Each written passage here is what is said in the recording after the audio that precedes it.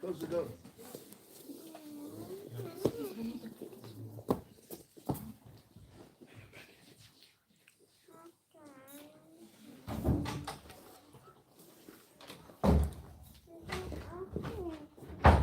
You escaped from the basement. You didn't lock him up today.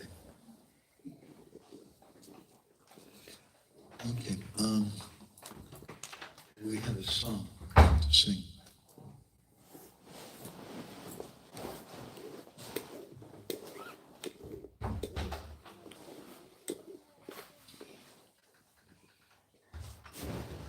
This is Why Did the Lord Leave? Look. No. This one will come later.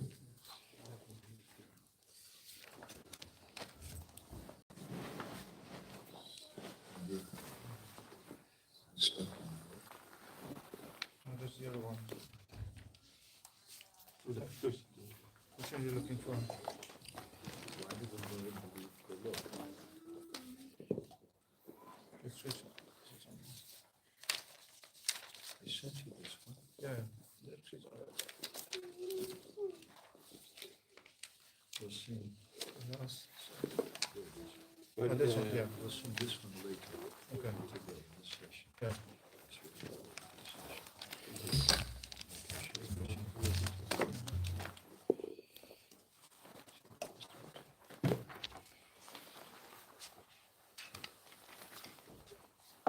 So sing a song by a famous poet named Nanda Das. He was a disciple of Srila Radharani Pandit. And there were some beautiful songs.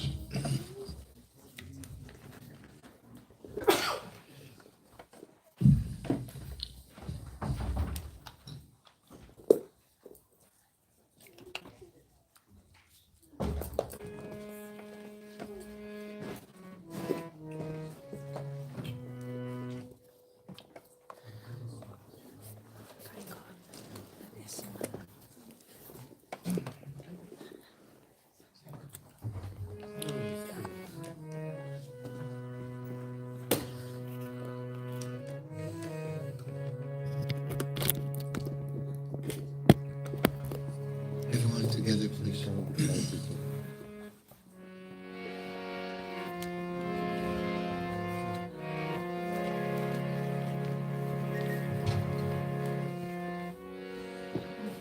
Jnana-chivanandasya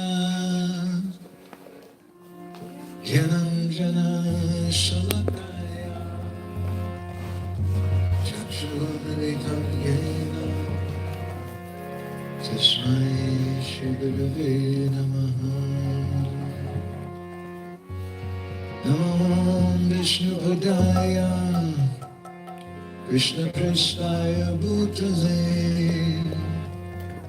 Srimati Bhaktivedanta Swaminithi Namane.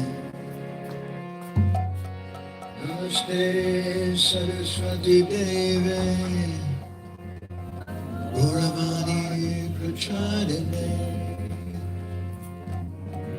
Nirvisesa Shunyavadi Paschatya Vishtadane Manchakalpatarubhyascha Kripa-sindhubhya eva cha Patitanam bhavanebhyo Vaishnavebhyo namo namah. Jai Shri Krishna Chaitanya Prabhu Nityananda Shri Advaita Gadadhar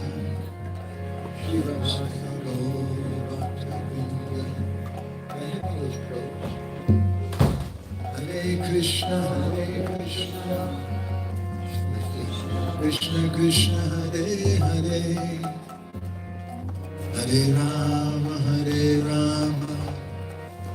Rama Rama Hare Hare.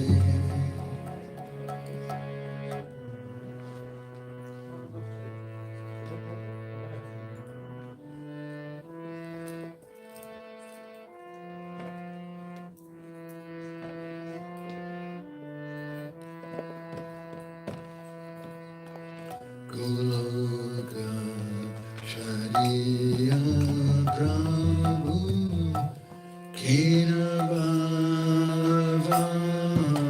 Bhavani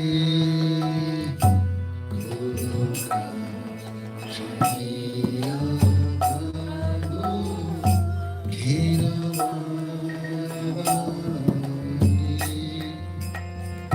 Goloka Shariya Prabhu Kina Bhavani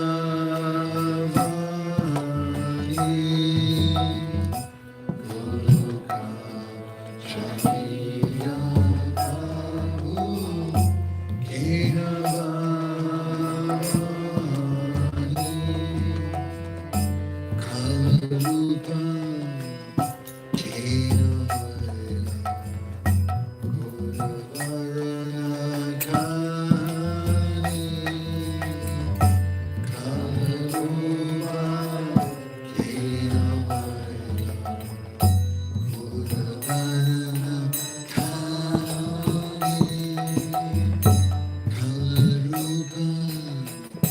Kina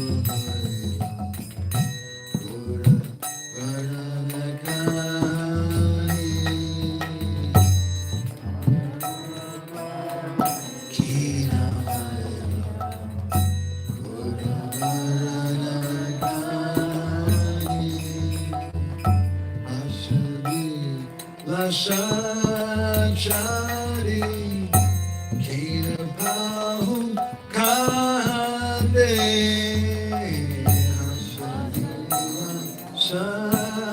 Sanchari Kina Pahum Kande Asabila Sanchari Kina Pahum Kande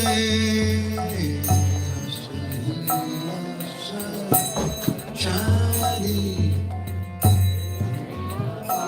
Kande Najani Tequila Gora Kara Prema Pande Najani Tequila Gora Kara Prema Pande Najani Tequila Gora Kara Prema Pande Najani Tequila Gora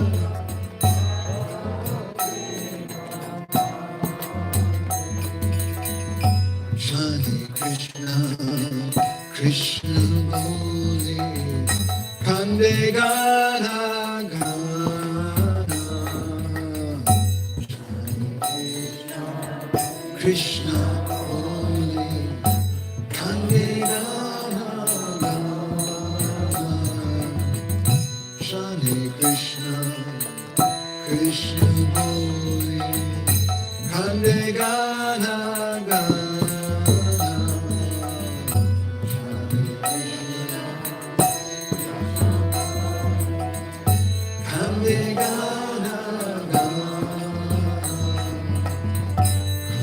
Saki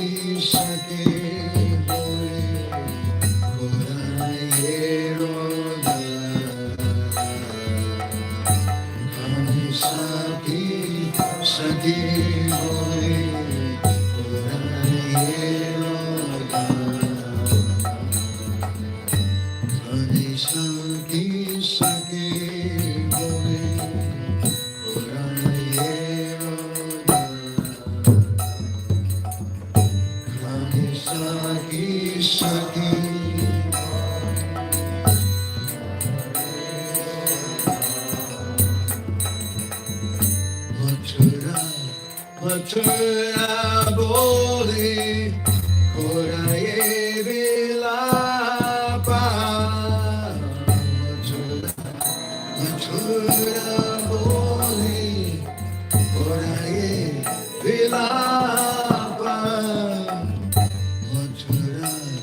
Mathura boli koraye vilapa.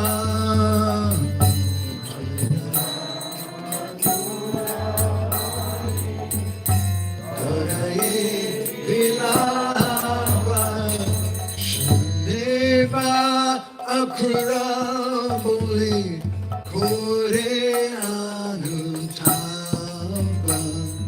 Shaniva akraboli kore anutapa. Shaniva akraboli kore anutapa.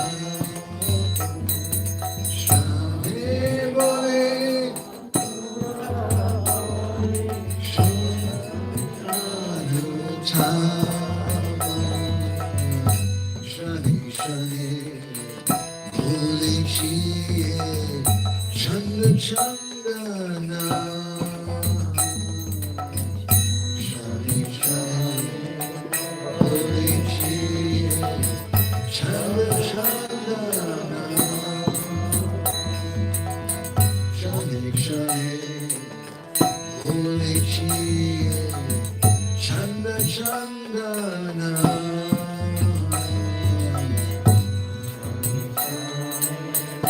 Holy Chiye Chanda Chandana. Julaya lotaye kande jatani jajana.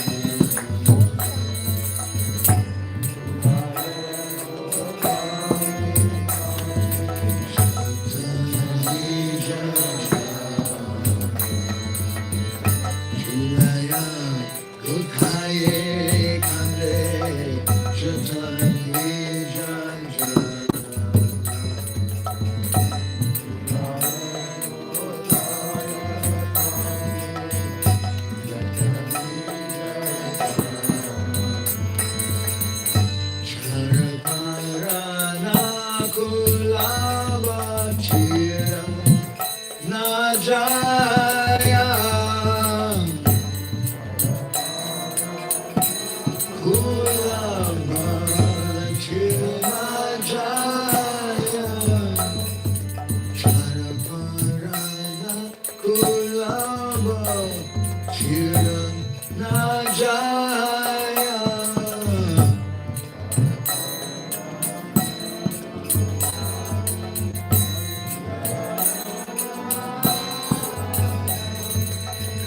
Hite akulam tulaya lotaya. Kahite akulam tulaya lotaya. Kahite akulam tulaya lotaya.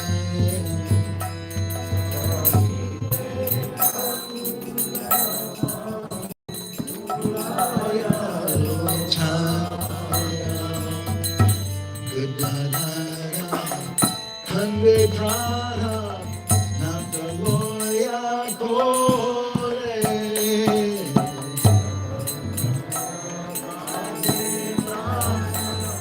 Nataloya kore. Vidyadhaya hande prana nataloya kore.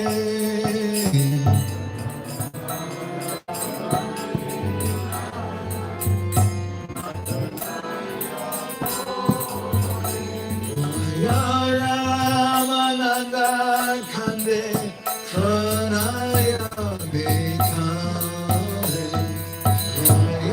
Ramananda Kande Pranaya Bekare. Ramananda Kande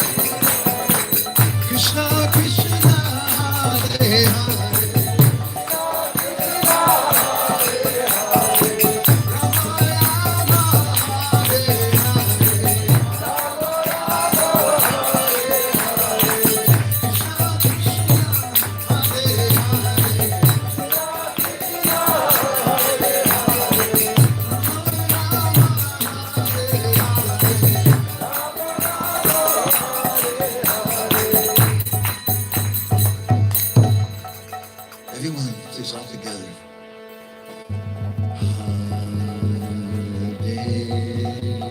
Hare Krishna, Hare Krishna, Krishna, Krishna,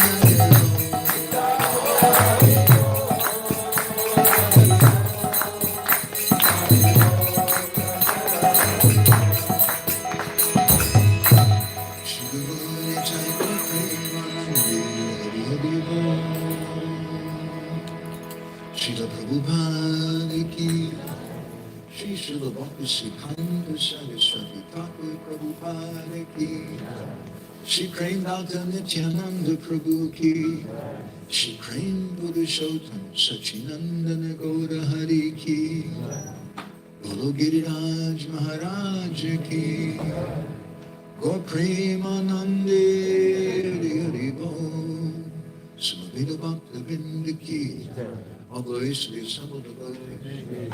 All glories to the assembled devotees. All glories to the assembled devotees. All glories to Shri Shri Guru and Guru. All glories to Shri Prabhupada. Here's a little tip. You can be a troublemaker, a revolutionary, and keep the song. You don't have to give it back to them, no matter what they say. Just keep it for yourself. You can laminate it, stick it on your wall. Sorry about that. Gauragraganya Ganagocha Galoruharam Gauranga Gura Tamagopyara Kolpa Vriksham Gopala Gadavatitam Yati Singha Gora Govinda Deshikavaram Satatam Namami Uttama Adama Vichuna Bachila Bachiya Dile Kakola Kahe Premananda Hemona Gauranga Vinoya Dariya Kola Vaja Gauranga Kaha Gauranga Namur Kola Vaja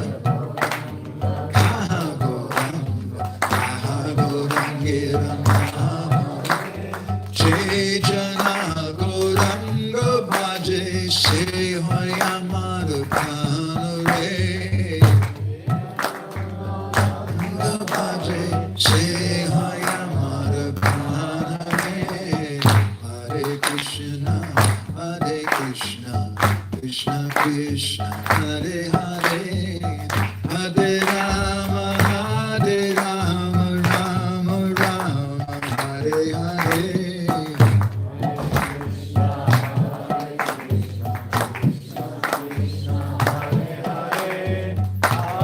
Rama, Rama Rama. Yashaiva Padambuja Bhakti Labhya Prema Vidana Parama Pumarta Tasmai Jagan Mangala Mangalaya Chaitanya Chandraya Namo Namaste Chaitanya Chandraya Namo Namaste Chaitanya Chandraya Namo Namaste Madgavir Api Gopala Srikaryat Kripaya Jadi Tadaiva Sambhaya Pitva Vishayusta Priyajana Shri Krishna Krishna Chaitanya Sasanatana Rupaka Gopala Raghunatha Brajabhava Vancha Kalpatarubhischa Kripa Sindhu Bhyaevacha Patitanam Pavanebhyo Vaishnavebhyo Namo Namaha Jai Shri Krishna Chaitanya Prabhu Nityananda Shri Advaita Gadadhar Shri Vasadi Gaura Bhaktivinoda Hare Krishna Krishna Krishna Hare Hare Hare Rama Rama Rama Hare Hare.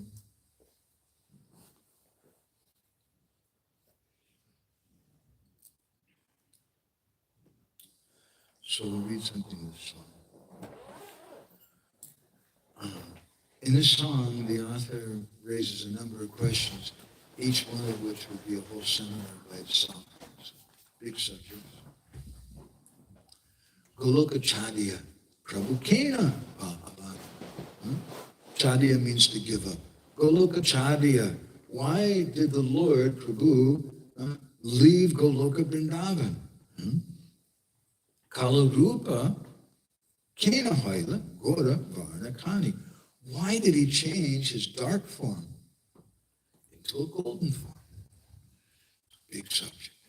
If you read Embankment of Separation, Guru Maharaj speaks about that very elaborately. Hasa Vilasa Chadi. Why did he give up his Hasa Vilas, his pastimes of laughing and merriment? Kena Pahun Kande, and now he's just crying and crying. Na jani teki la kora, kara prema fandi. I don't understand. Na jani teki la kora. Who did Mahaprabhu set this trap of ecstatic love for? Now, just a little note here, for those of you who like language. The term for Gauranga, Chaitanya Mahaprabhu used in this song is Gora. It's not spelled the way we generally do in our society, G-A-U-R-A, but he's spelling it Gora. It means the same thing. It's the same person. Bhaktivinoda Thakur sometimes uses that spelling, and it's common also in Prema Vilas and Bhaktivedanta Nakar and different Padyavali Kirtans like this one. But Gora means Gauranga Mahaprabhu, but it has another meaning too. It's a compound word. It means that person who's a combined form of Govinda, Radha. And that's why the A is long, because in Radha. And Gora is also the name of our research institute in Jagannath Puri, the Gaudiya Odia Research Association. Great name. So he goes on. Shani means in one moment. Shani Krishna Krishna Boli Kande Gana Gana. One moment he's calling out Krishna Krishna. And he's crying and crying. Kanda Kande Gana Gana. Shani, the next moment, Saki Saki Boli Kore Rodana. And then he's calling out, crying, Rodana. Saki Saki. Matura Matura Boli Kore Vilap. Sometimes he's having this vilap, this lamentation. He's calling out, Matura, Matura. And in the next moment, he's calling out a Krura, an Anutap. He's lamenting like anything. Thinking about how Krishna had left Vrindavan and gone to Mathura. Shani Shani Boli Chiye, Chanda Chandana. One moment he's calling out this nonsense moon, this nonsense sandalwood paste. Why is he saying that? Because they're both supposed to be cooling, giving some relief from heat. But in this viraha tap, this heat of separation, this viraha jvara, this fever of separation, he's getting no relief. So he's criticizing, Chiye, Chanda Chanda, this nonsense moon, nonsense sandalwood paste. Dulaya Lutai, he's rolling in the dust, Kande crying out, and with his companions, Jata Nija Jana, he's crying. Now generally when we cry alone, because it's a little embarrassing, isn't it? You don't want other people to see that you're crying. But Chaitanya Mahaprabhu here is described, Kande Jata Nija Jana, that he's crying with his Nija Jana. What is the necessity of having those other persons near him? It's necessary because it's required to nourish the rasa that Chaitanya Mahaprabhu is experiencing. We were speaking a little something about this yesterday. We should have a firm philosophical foundation if we want to understand something about the nature of rasa. And one of the primary pillars in that foundation of our structure is the understanding of the position of Krishna. Very important. Krishna technically is Priti Vishwa. He is the supreme object of love. There's no superior object of love than him. And Srimati Radharani, by her constitutional position, is Priti Ashray. She's the abode of that love. Now Krishna promises in Bhagavad Gita, Yeyatam mam prapadyante tam sataiva bhajamyaham, that as someone approaches me, I reciprocate accordingly. But then he says in the Bhagavatam, Napareham nidavadya samyajam susadu krityam vibudaya sapivaya mabhajam durjaya geya shrinkalai samvichjaya tad pratyatu sadhana. He tells this to the gopis. And my Guru Maharaj, in one lecture, he was commenting, actually, this verse is particularly spoken to Srimati Radharani. He's saying, Napareham, I don't know how to repay you. Everyone else wants something. He wants a shiny red bicycle. Oh, dear God, if I could just have a shiny red bicycle, it would be so good. But the gopis don't want anything. All the gopis want is to please Krishna. So how do you reciprocate with someone who only wants your pleasure? And there's a deep purport of the phrase, Yapratiyatu sadhuna. He concludes his statement that I can't repay my debt to Yapratiyatu sadhuna, and it's translated as let your own glories be your reward. What does that mean? I have to reciprocate. I mean, let your own glories be your reward. It has a deep purport. The purport is that for him to repay his debt to the gopis at Kratiyatu sadhana, he had to become a sadhu. And he had to come and he had to do sadhana. He had to do the same sadhana that the gopis were doing. He had to do the same sadhana that Srimati Radharani was doing. And this is why, this is the Kirtana of our Sampradaya. We're getting a little closer to having a complete, I hope, complete understanding of that statement. Maybe it's an unlimited statement, but having some philosophical understanding of it anyway. So for him to understand that, because his position constitutionally is pretty Visroy, it's like when you go into the office and you punch in and it says you are the secretary, you are the vice president, you're this or that, your time card. So when Krishna punches in on the clock at work, it says God. He's the Supreme Lord. And he has a certain job that he does. And he can't understand the nature, the love of his devotees. But because he's very greedy, he's Rasika Shekhar. He's a king of all rasas.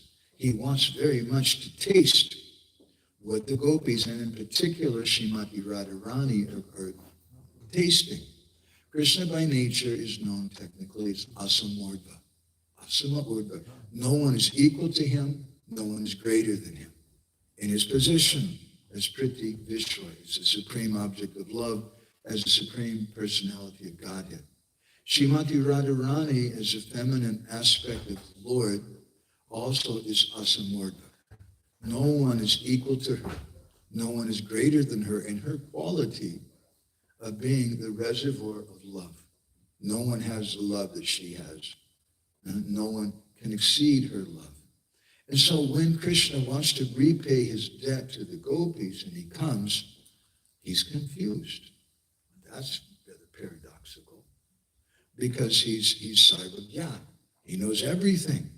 He's the Supreme Lord. But this is one thing he's never done before, as we were discussing yesterday. If the sunshine, the sun planet one day wanted to understand, what is the quality of darkness like, of night like? You can describe it to the sun. It's like this, it's black. But the sun, what is black? I've never seen the color black before. I never see black. The sun will have a difficult time understanding that.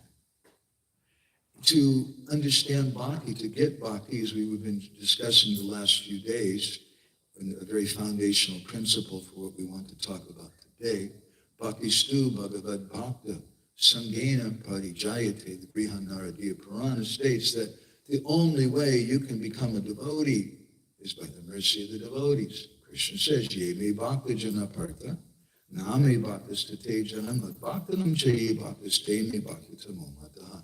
Someone who says he's my devotee is not my devotee. But the person who's devotee of my devotee, that's my real devotee. So Krishna has to put his money where his mouth is. He has to actually come and experience that. And so he comes as Bhakta Rup. He comes in the mood of a devotee to taste Radha Bhav. But Bhakti Stu Bhagavad Bhakta Sangena Parijayate. You can't taste that. You can't get bhakti unless you have the mercy of the devotees. In the Chaitanya Bhagavat, a few days ago in Vrindavan, we were speaking something about how the devotees in Navadvip, they were really annoyed by this very arrogant, puffed up young boy whose name was Nimai Pandit, who was always going and challenging everyone to debates and everything, because that's what you do if you're a big pundit. You have to go and defeat everybody. You have to show your muscles. But at the same time, they felt some great attraction for him. They couldn't figure that out. He's so arrogant, so nonsense, but we just love him to pieces. He's so, how is that? And they were all praying to the Lord, please, Krishna, give bhakti to Nimai Pandit. He's the Supreme Lord himself. He is Krishna. But they're praying to him that he may get bhakti. And Nimai Pandit told them, he said, thank you for your prayers. I accept your prayers because it's only by the blessings of the devotees that someone can get bhakti. So for him to understand and taste what it's like to be a bhakta, he had to become a bhakta, and he had to take association of bhaktas. And so he went to school, and he studied from Gangadas Pandit. And he had so many friends he learned bhakti from, like Mukunda and Haridas and Gadadhar and others. Because on his own, it's a, the Exploring Brave New Worlds where no man has been gone before. There was some television thing like that years ago. This is the origin of all of that. Chaitanya Mahaprabhu is Krishna, and he's trying to understand this strange world, this world which is completely foreign to him, of being a devotee of himself. It's very, very paradoxical. So as we were speaking yesterday, Bhaktivinoda Thakur in his song, Ohi Vaishnava Thakur, he says, Ekaki Amar, Nahi Payabala, Harinama Sankirtani. On my own, I don't have the strength to do this Harinama. In the same way, Chaitanya Mahaprabhu is Krishna himself. He doesn't have the strength.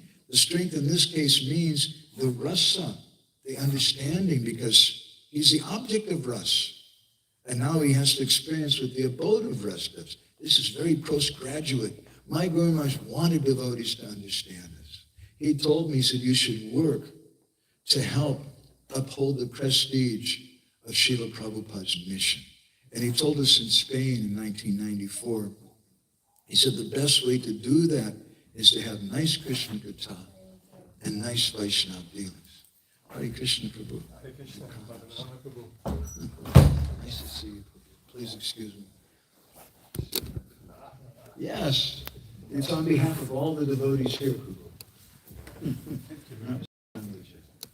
That's why I used to wonder why in Bhubaneswar, when someone would offer a garland, everybody else bowed down. I was thinking, God, these guys are like cult members or something. And then I came to understand, no, because this is a proper way in a sangha. When a senior person enters a sangha, we should give them a garland. And everybody bows down because we're all offering that garland. We're all giving that respect to that senior personality. So we've been speaking something the last few days about the Kirtana of our Sampradaya. What is that Kirtana? Why we chant primarily Krishna's name, not the name of Radha, or not the name of Chaitanya Mahaprabhu or of Nityananda Prabhu, or the name of our Guru. And we've been progressing little by little to that point. And today we've been singing the song of Nayananda Das Thakur, disciple of Gadadhar Pandit, speaking about why the Lord left Goloka, Vrindavan. And in this line, Dulayalutaye Kande Jata Nija Jata, it describes that experiencing the kirtan in this world as Chaitanya Mahaprabhu, as Mahaprabhu was experiencing that, he's rolling on the ground. Jata Nija Jana, Kande Jata Nija Jana, he's with his associates and they're all together crying. And so we were trying to explain this, how the Lord is Priti Vishway by nature, the object of love, and the devotees are Priti Ashray, the abode of love, headed by Srimati Radharani. So for him to taste the love of a devotee, he had to have some help. And as Bhaktivinoda Thakur says, Ekaki Amar Nahi Payabala Harinama Sankirtani. I don't have the strength to do kirtan on my own. We were giving some talks in Lithuania. It's been a long last 3 months. From Srila Prabhupada's Vrindavane Bhajan, his bhajan that he wrote in Vrindavan, which I suggested to the devotees as kind of the foundation of our Krishna consciousness movement. And just in the same way, you have a beautiful, huge building, but if you really want to understand that building, you want to go in the basement. And you want to see what is the foundation of that building, how strong is it, what is it made out of. So if we really want to understand our movement, we should look at it from different perspectives. One important perspective is to consider Srila Prabhupada's prayers in Vrindavan before he came to the West. And they're very paradoxical. The very first verse of that song, Prabhupada, he says that I'm here in Vrindavan and I'm all alone. How many of you have been to Vrindavan? Raise your hand, please. Okay, pretty much everybody. How many of you felt like you were alone in Vrindavan? Raise your hand. A few. That's nice. Huh? But generally, it's not a place you feel very lonely, especially these days with the traffic coming in and all the congestion, and the monkeys and the dogs and the cows and just the people and the yatris. And how is it Prabhupada feels alone? Krishna's always with him. How does he feel alone?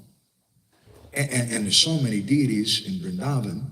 How does Prabhupada feel alone? That is the first thing, is something we have to consider very carefully. And the next stanza, Srila Prabhupada explains, he said, yes, I have a wife, I have sons, I have daughters, I have grandsons, I have godbrothers, I have friends, but they're all useless. They have no value. Where are they now? And this, I would suggest, is the basis of our movement. These are Prabhupada's feelings. Later, in one lecture in London, Srila Prabhupada quoted this stanza, this line from Bhaktivinoda Thakur's Ohi Vaishnava Thakur, Ekaki Amar Nahi Payabala Harinama Sankirtan. He was speaking to a group of interested non-devotees who were there. And Prabhupada told them, on my own, I have no strength to do this kirtan. And therefore, I'm coming here to you to ask for your help. Will you please join us in this kirtan? So Chaitanya Mahaprabhu, who's Krishna himself, he's feeling like this. This is the way a devotee feels, and therefore Prabhupada is singing this song, O He Vaishnava Thakur. This is about the feelings of a Vaishnava. A Vaishnava by nature feels like, I need association with other devotees. That's the most important thing in my life. It was the most important thing for Krishna. When Krishna came as Chaitanya Mahaprabhu, wanting to understand the love of Srimati Radharani, Ekaki Yama Nahi Payabala Harinama Sankirtan. I can't do this by myself. And therefore, he took association with Gadadhar Pandit, with Swarup Damodar, with Roy Ramananda, with other devotees to do that kirtan. And in effect, in one sense, they trained him. It's a very paradoxical thing.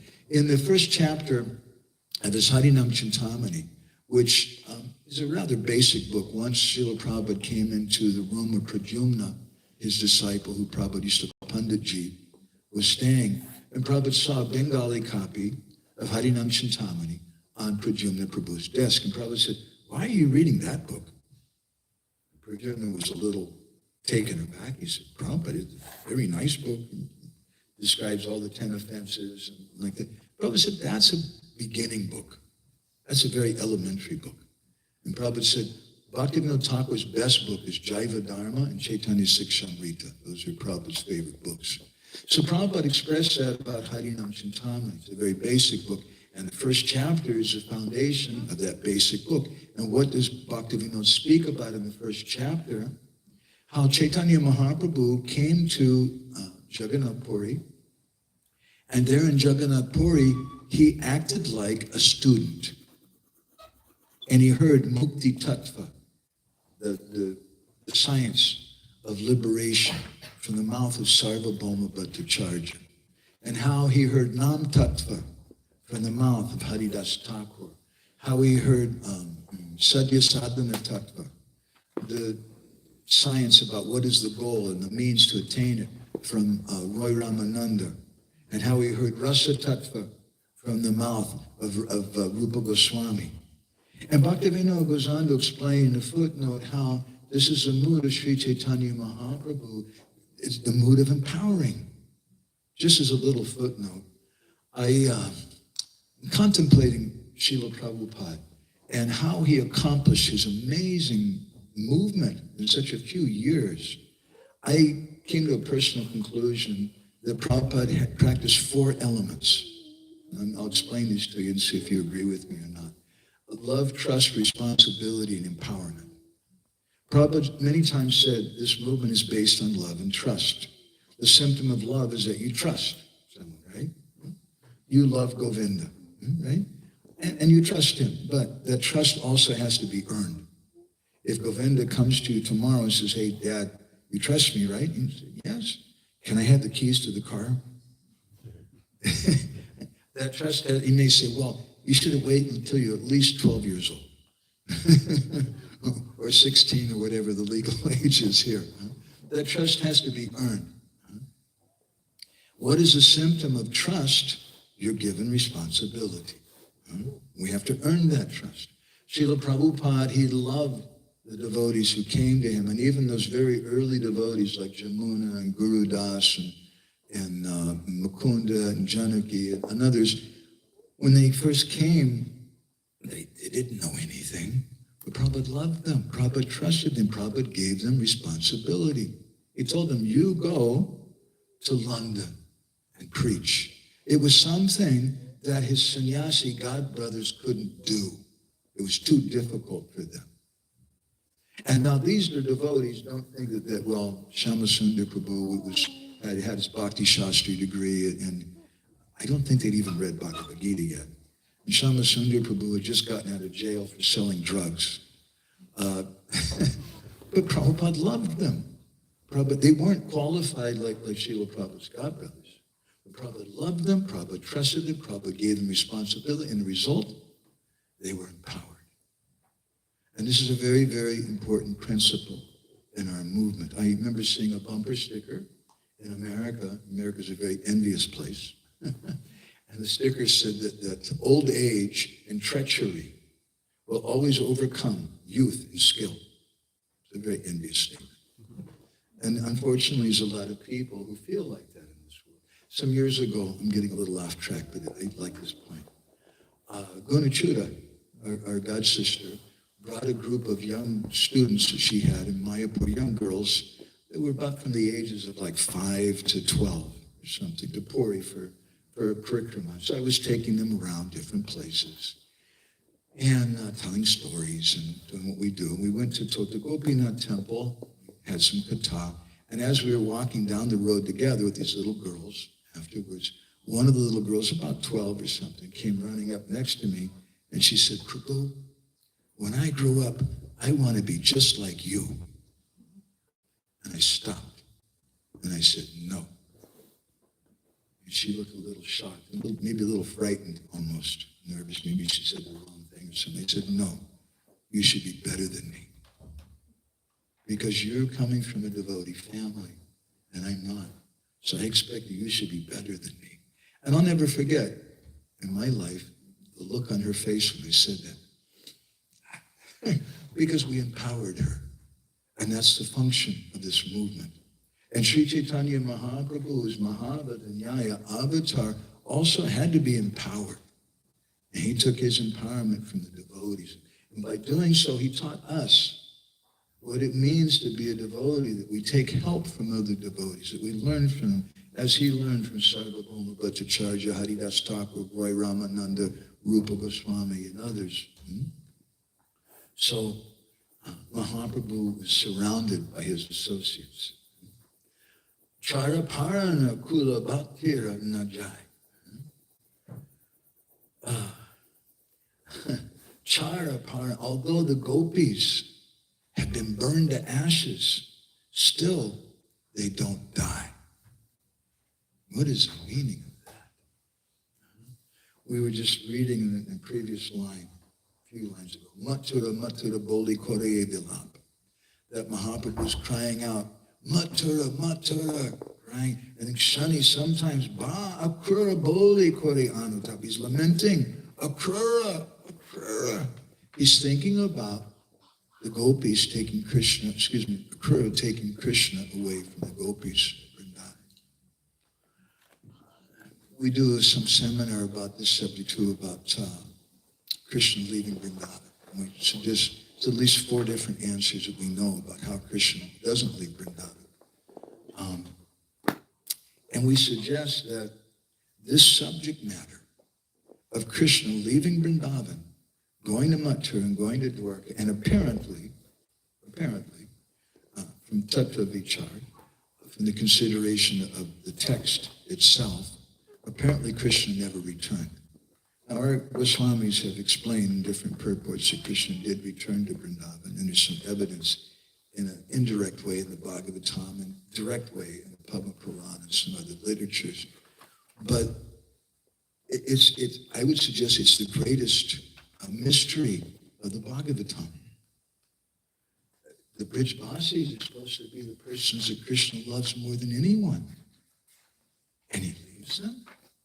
And from the Bhagavatam, he never returns.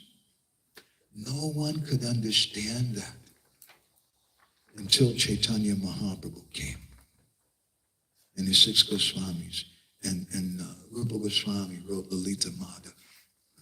And Ujjvala Nilamani, which both gives some explanation. Raghunath Das Goswami wrote his Mukta Charit, which gives some explanation.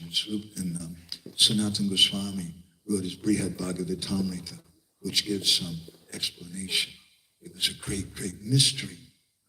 This is the most important. Vishwanath Chakravarti Thakur, in one purport, he says that how did Krishna leave Vrindavan? Is it that the gopis' love was not so strong? Kubja's love was better in Mathura? Or the Mahishis, the queens in Dwarka, their love is more powerful than the love of the gopis in Vrindavan?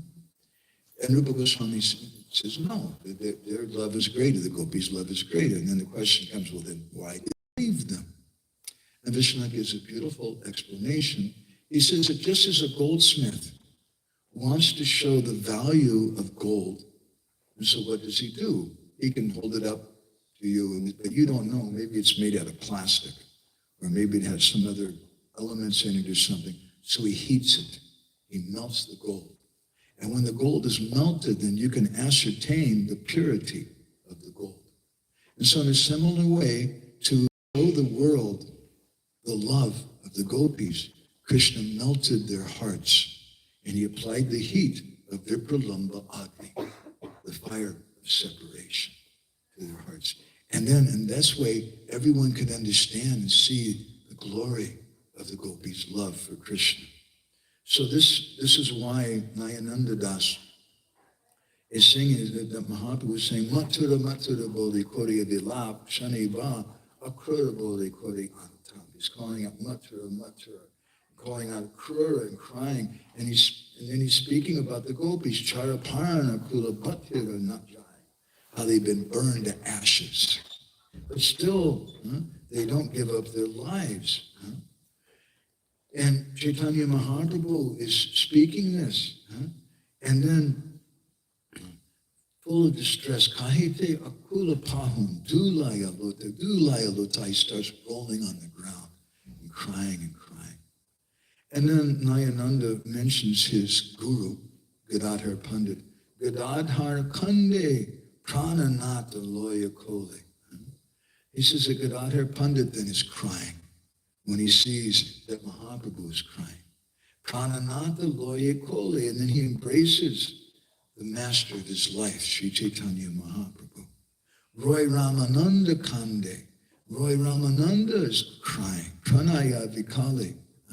And just like a person in the waves of a typhoon out at the sea, he's being tossed back and forth by the waves of ecstatic love of Sri Chaitanya Mahaprabhu. Sarupa Shrirupa Kande Sonana Vilas. Srup Damodar Goswami, Roy Ramananda are also crying and crying. Nabojia Kande. Nayananda Das. It says Nabojia, not understanding these pastimes, but Kande, crying nevertheless. Nayananda Das writes this song. So this is the Kirtan of our Sampradaya. And yesterday we were explaining Mahaprabhu's instructions about Kirtan from Chaitanya Bhagavat. And he says there, Jadi Ama Pratisneha Take Sabakar Tabi Krishna Vyatirikta Nagai Vyar. Mahaprabhu told the devotees, he said, if you love me, you love my instructions. And don't chant any other name but Krishna's name. Don't chant my name. Otherwise, why not chant Mahaprabhu's name? Isn't it better? Isn't it better? Why chant Hare Krishna? In Chaitanya Charitamrita, Prabhupada writes very clearly that there's no offenses to be considered in chanting the names of Gaur and Nitai, but there's offenses to be considered when we're chanting the name of Krishna. Nevertheless, Srila Prabhupada, in one purport I was reading today, he says that, maybe I can find this later, the reference. He says that some sahajiyas, some persons have concocted a new mantra. As we were mentioning a few days ago, some people think, oh, I'm a very special person, so I'm going to come and give you all a new type of sadhana. And indirectly, what I would be trying to say is that I am a greater personality than my guru. I'm a greater personality than Srila Prabhupada. I'm greater than Srila Bhaktisiddhanta. I'm greater than Rupa Goswami. Because I know something that nobody else has given. Indirectly, that's what's being stated. I have a real problem with that. And therefore, we want to speak about this subject, the Kirtana of our Sampradaya. And yesterday, we were speaking something, just to look back again, about the connection between Smarana and Kirtan. And somehow some Vaishnavas, they consider, oh, you ISKCON people, I've had devotees tell me this directly in Orissa, that it's really good that you're chanting Hare Krishna. Good for you. In your next life, maybe you can take birth here in Orissa and you can become a Vaishnava. They speak like that. My Guru Maharaj didn't speak like that. Our Srila Prabhupada didn't speak like that. And I feel very offended by that on behalf of our movement. And sometimes they say that it's nice you're chanting Hare Krishna, but that's for Vaidhi Bhakti. That's for the kindergarten students. But the real thing is Smarana. Smarana is a higher thing. And sometimes devotees in our society even get affected by this kind of ideas. It was happening during the time of Srila Bhaktisiddhanta. And yesterday, we read some letter that Srila Bhaktisiddhanta wrote to one of his disciples. And he was criticizing this nonsense. He said, you chant the holy name and everything will come automatically. It's in a natural way. And we spoke about how some people, they're trying to artificially, Srila Bhaktisiddhanta used that word, they're trying to artificially remember.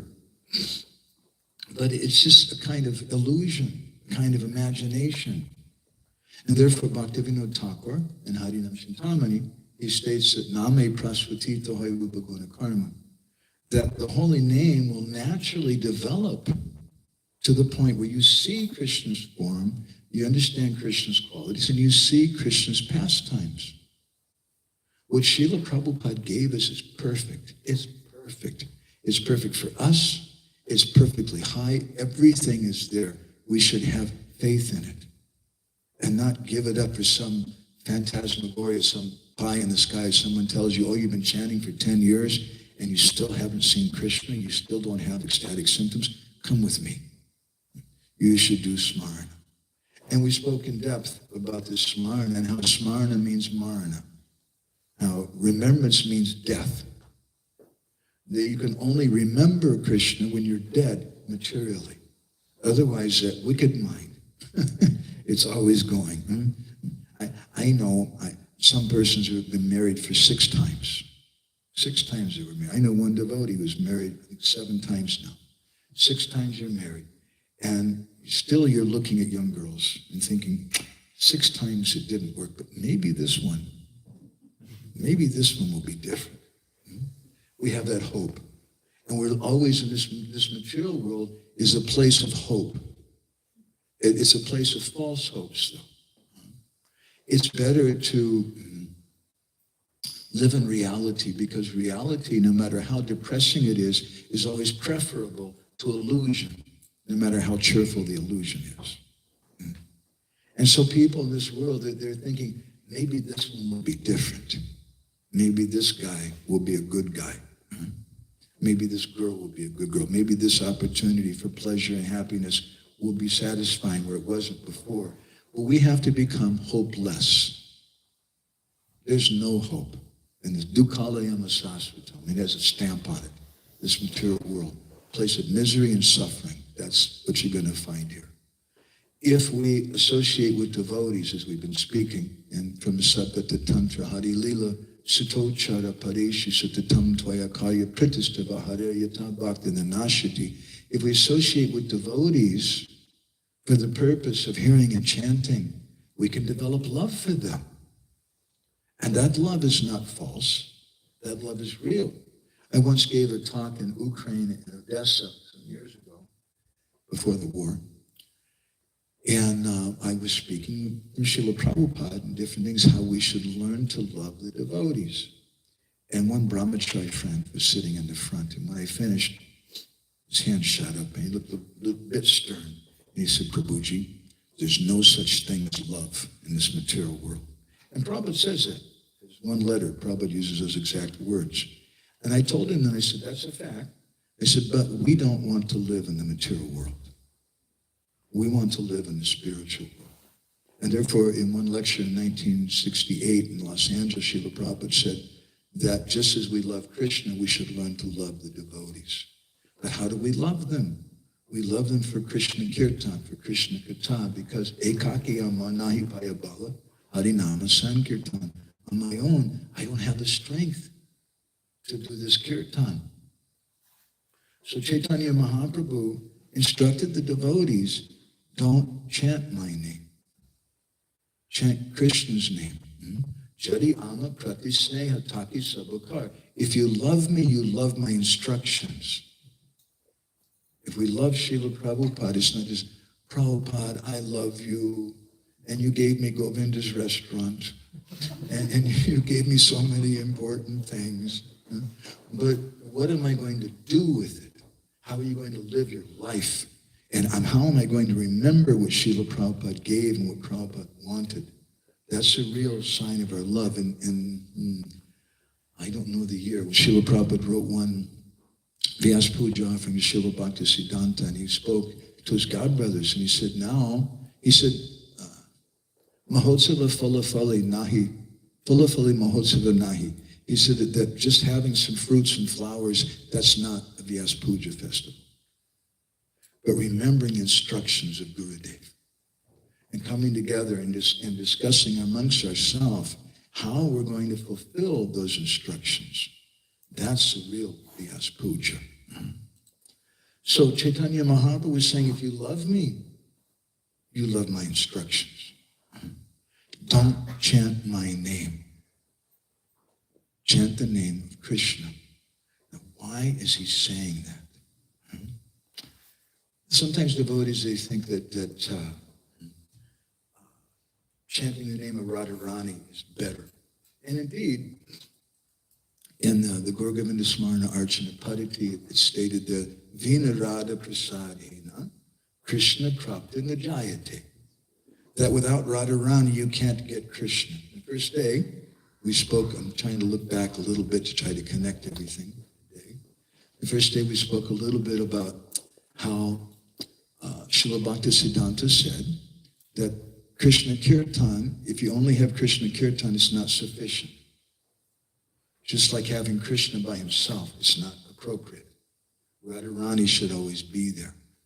And Krishna, his Swarup Shakti is Srimati Radharani. The Swarup Shakti of Krishna Nam is Krishna Kirtan. And therefore Srila Prabhupada would always do Kirtan, and then he'd have Krishna Katha, and then he'd do Kirtan. You don't separate the two. So Vina Radha Prasadi, and without the mercy of Radha, Krishna Prapti Najayate. You can't get Krishna. Tata Shri Radhika Krishna Smaraniyo Susamyuto. Therefore, we should always think of Radha and Krishna together. We can't separate them. And Raghunath Das Goswami, without going into the Sanskrit, because we're going to have little time, in his Swaniyama Dasakam, he says some very beautiful things. He says that not even for a moment am I going to go near a hypocrite who worships Krishna but doesn't worship Radharani. I don't want to see his face. He's a big Krishna bhakta. He's chanting 3 lakhs a day. He's a big Krishna Bhakta, but he doesn't worship Srimati Radharani. I don't want to see their face. Huh? And he says that even if I'm suffering from separation from Radha Krishna, if I hear that someone comes to me and says, Prabhu, you just got a letter, Krishna wants you to come and see him in Dwarka. And Raghunath Das Goswami says, I won't go. Krishna's personally sending me a message, I want you to come. Raghunath Das Goswami says, forget it. No way, I'm not going.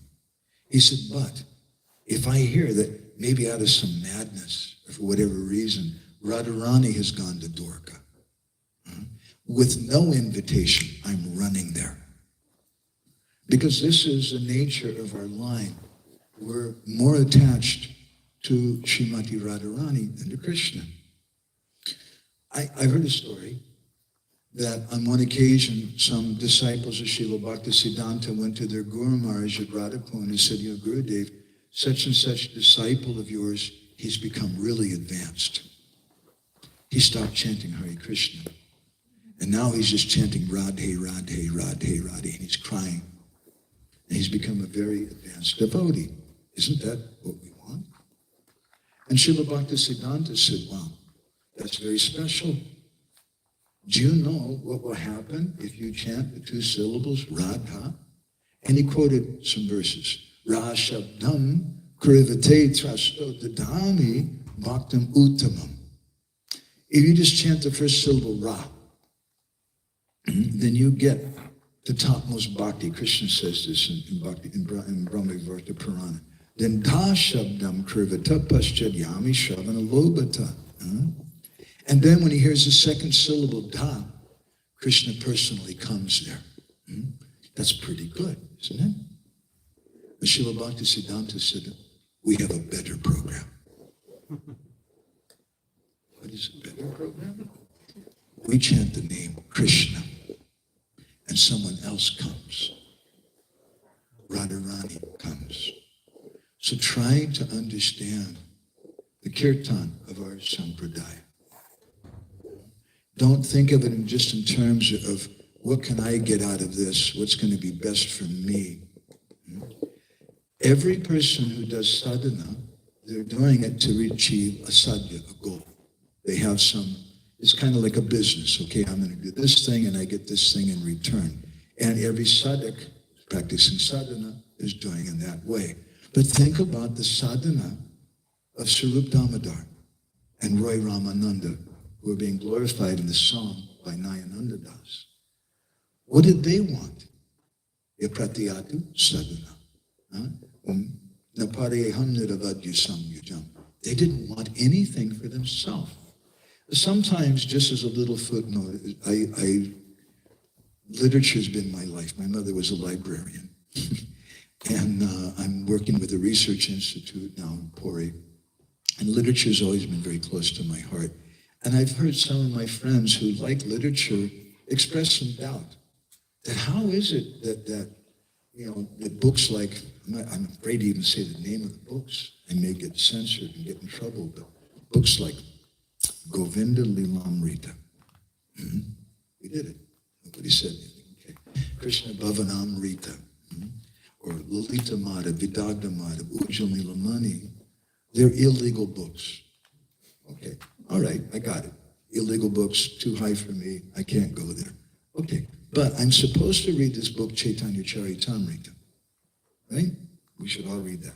And I'm reading Chaitanya Charitamrita, and it's full of quotes from Lalita Madhav, Ujjal Nilamani, Govinda Lilamrita, and other such literatures.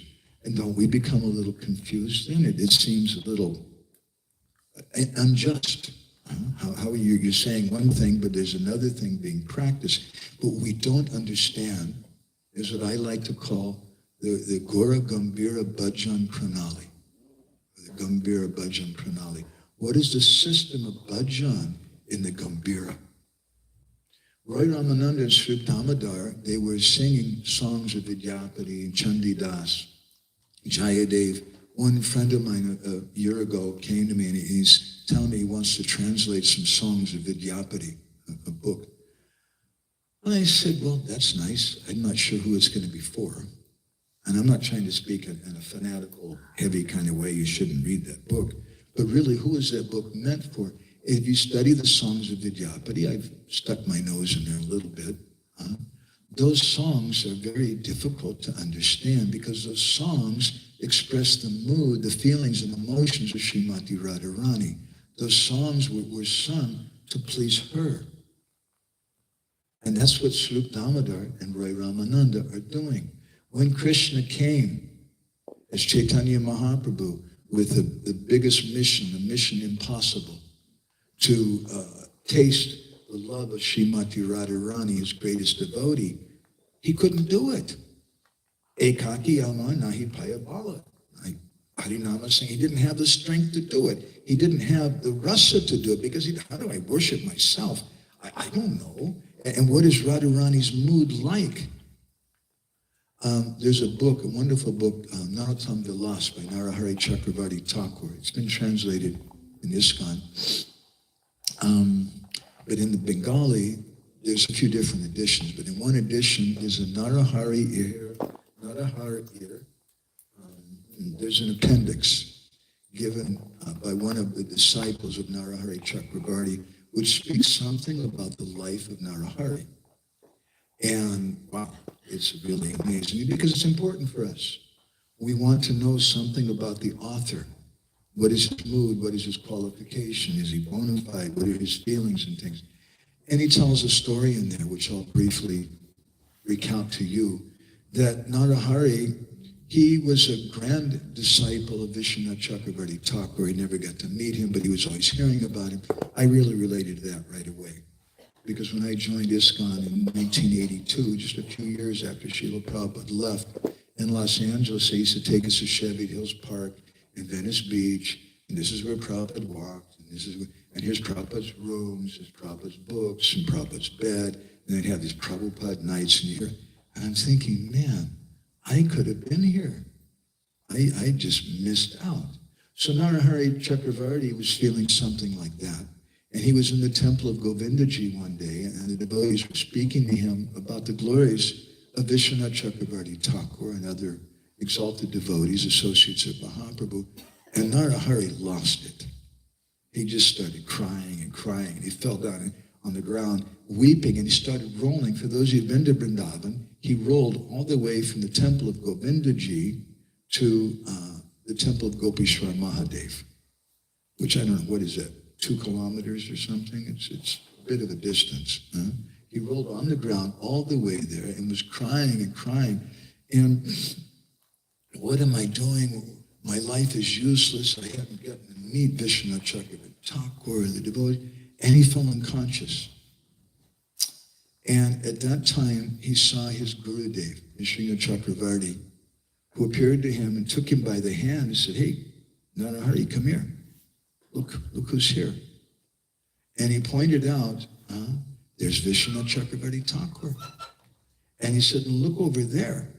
And he looked over there and he saw the golden dancer, Prem Purushottam, Sachinandana, Gaurahari, Chaitanya Mahaprabhu dancing with Nityananda Prabhu beside him, and Gadadhar Pandit crying, and Advaita Acharya beside him, jumping up and down, shouting, Hari Bol, Hari Bol. And all the devotees around. And Narahari was feeling very ecstatic. And it's a long story. I'm going to tell it a little briefly. Nityananda Prabhu seeing him, now who is this rascal? He said, he was pleased with him actually. But Nityananda is a bit of an odd dude. Nityananda Prabhu said, you deserve punishment. And I'm going to punish you right now. And he grabbed him by the hair and forcibly put his head on the feet of Chaitanya Mahaprabhu. That was his punishment. Pretty good punishment. And suddenly, that beautiful vision of Mahaprabhu and his associates disappeared. And in place, because they're at Gopishwar Mahadev, which is right next to, anybody say, what other important place in Vrindavan is Gopishwar Mahadev next to? The Rasastali. Vamsivat. He saw Vamsivat. And he saw Radha and Krishna, and Radharani was on a throne. And he saw an amazing thing, that Krishna had come to Radharani, and Krishna was crying. And Krishna was saying, hey, Radhe, please, I'm a very poor person. I have to repay my debt to you. Please give me your bhav. Give me your love. Because if I borrow 1,000 rupees from my friend, Anandajit Prabhu, and then I come back to him and say, I don't have 1,000 rupees, but here's 12,000. I don't have 1,000 euros, but here's 12,000 rupees. Will he be happy? He's a very generous person. He might be okay. But any businessman will say, no, I want euros. I gave you euros, I want euros back. So the debt is calculated according to the currency that it was given in. And this is a debt of love. So it has to be paid in that debt. And Krishna says, I don't have that love. That's with you. And Radharani became very shy. She said, what do you want with the love of this mad woman? They call me Pagalini Radha, mad Radha. No, I can't give you that. And then Krishna approached Lalita. Hey, Lalita, you please give me this love of your friend. And Lalita, she said, you don't know the nature of Radharani's love. When she feels separation from you, she goes completely mad. And I'm the only one who can say anything to her.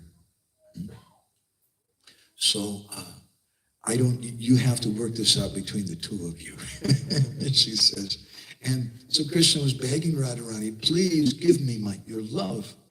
And then Radharani, she said, but what do you want with my love? If you have my love, then you're going to be rolling on the ground in separation and crying. And your body is soft like butter. You just touch your body. You can, some, what do you call it? Impression is made from that. Huh? So she said, when you go, then I'll cover your body. I'll embrace you and I'll cover your body so that when you cry and you roll on the ground, your body won't be hurt. And therefore, Krishnadas Kaviraj Goswami says, Radha Bhava Dhyuti Suvalitam Nomi Krishna Surupam. That is Krishna. Chaitanya Mahaprabhu is Krishna, but Radha Bhava Dhyuti, the mood and the complexion of Radharani is covering Mahaprabhu. Huh? And then Narahari Chakravarti saw all that, pretty good, better than television. And he saw all that, and then suddenly it all disappeared. And excuse me, he saw Radha and Krishna, important point, become Chaitanya Mahaprabhu. And then everything disappeared, and again he was back again in Vrindavan. So Srila Bhaktisiddhanta, when the devotees approached him and said, you have this disciple, he's just chanting Radhe, Radhe, he's so advanced. Srila Bhakti, that's okay, we have a better program. Our program is we chant Krishna, Krishna, and someone else comes. If you go to the Kunj of Radha, I hope all of you someday go to the Kunj of Radha, and you show up there and you say, you want to be accepted, you want to be appreciated, right? So you go there and you say, Radhe, Radhe, Radhe, Radhe. Radharani may look at you and say, what are you doing? Go away. What are you chanting that for? But if you go there and you chant Krishna, Krishna, Radharani becomes very, very pleased. So Srila Bhaktisiddhanta said, we have a better program. Krishna Nama Gane, Bharadanika Charana Pai, Radhanama Gane Krishna Chandra. By chanting Krishna's name, you'll attain Radha. And by chanting Radharani's name, Narottam says, I attain Krishna. This is our program. And many places, I've collected a few teachings. When we spoke, we suggested we wanted to speak something about the bhajan of Radharani. What is that bhajan? So here's a few things from Srila Prabhupada's books. In the Chaitanya Charitamrita Majji Leela chapter 8, Ramananda Roy is speaking to Mahaprabhu, and he tells him this verse, Krishna Nama Guna Yasa Avatam Sakani Krishna Nama Guna Yasa Pravaha Vachani. That Radharani, she has earrings, because all girls like to wear earrings. Huh? The earrings of Radharani are the name, fame, and qualities of Krishna. Krishna Nama Guna Yasa Pravaha Vachani. And the glories of Krishna's name, fame, and qualities are always inundating her speech. Shiradikaya Priyapti Surupata Susila Tanartana Gana Chaturi Gunali Sampat Kavitana Rajate Jaganmano Mohana Chitta Mohini. Madhya Lila chapter 17 quotes this verse from Govinda Lilamrita.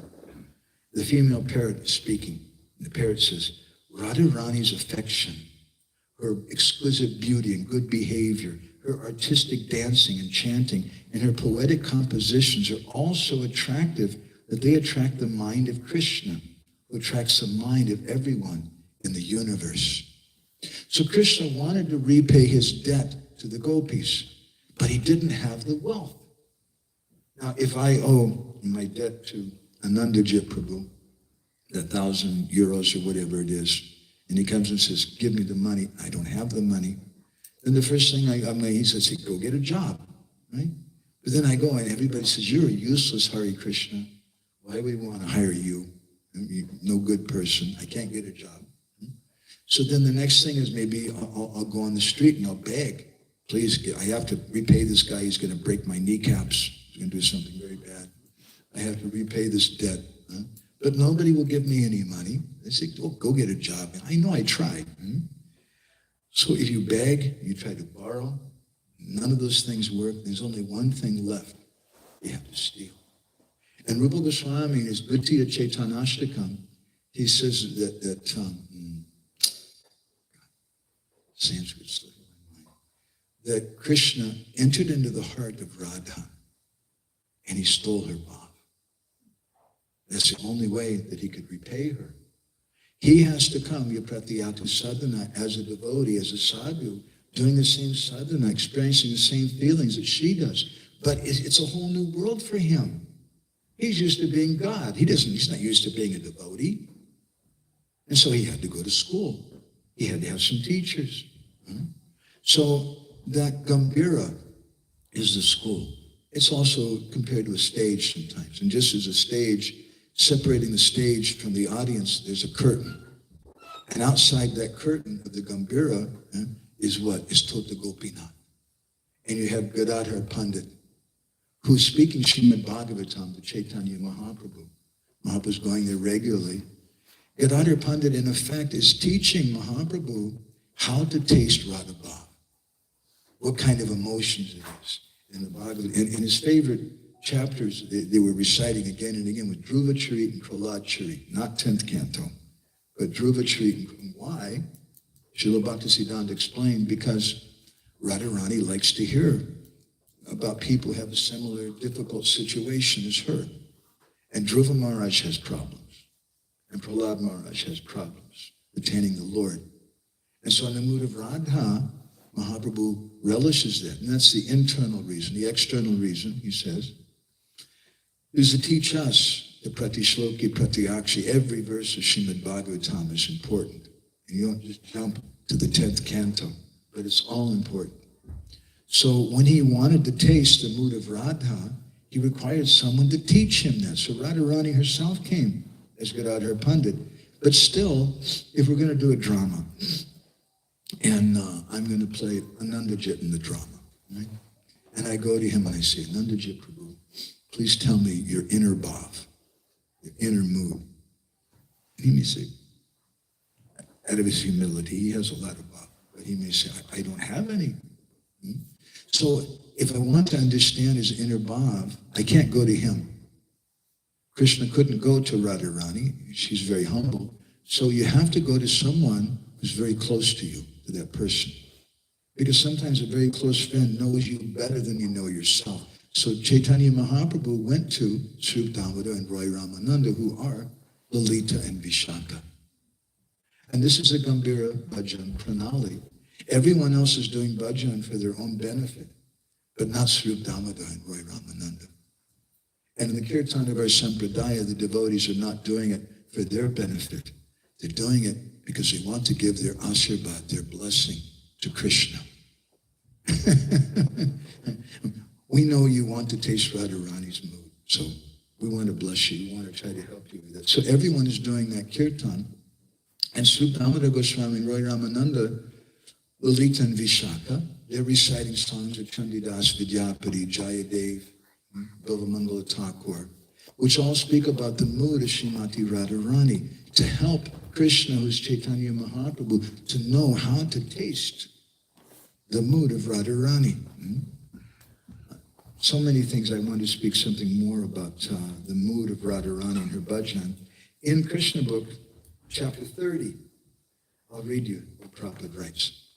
So after they're doing the Ras Leela, and Krishna disappeared, Prabhupada writes, unable to find Krishna and completely absorbed in Krishna consciousness, the gopis gathered on the bank of the Jamuna and chanted the names of Krishna. All the gopis, including Radharani, began to proceed further into the forest until they could no longer see the moonlight. When they saw that it was getting gradually darker, they stopped. Their mind and intelligence became absorbed in the thoughts of Krishna. They all imitated the activities of Krishna and his speeches. Due to their heart and soul being completely given to Krishna, they began to chant his glories, completely forgetting their family interests. In this way, all the gopis assembled together on the bank of the Jamuna, and expecting that Krishna must return to them, they simply engaged in the chanting of the glories of Sri Krishna.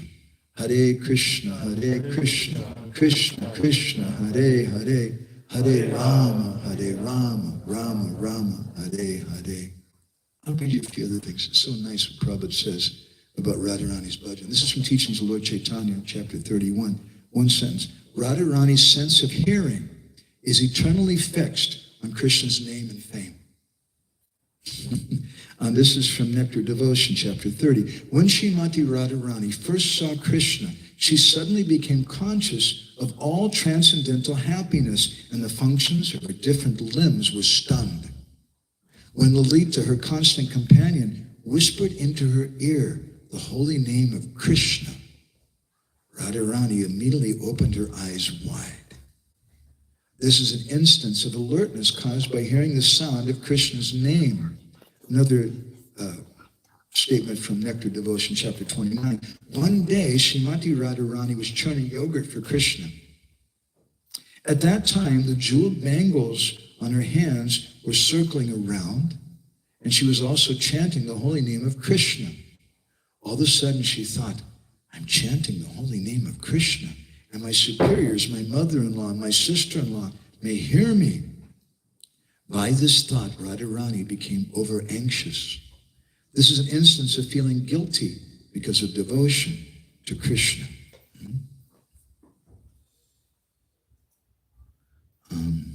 Nectar Devotion, chapter 27, Prabhupada says, one gopi informed Krishna that when Srimati Radharani was singing about his glories, she enchanted all of her friends in such a way that they all became stone-like and dull.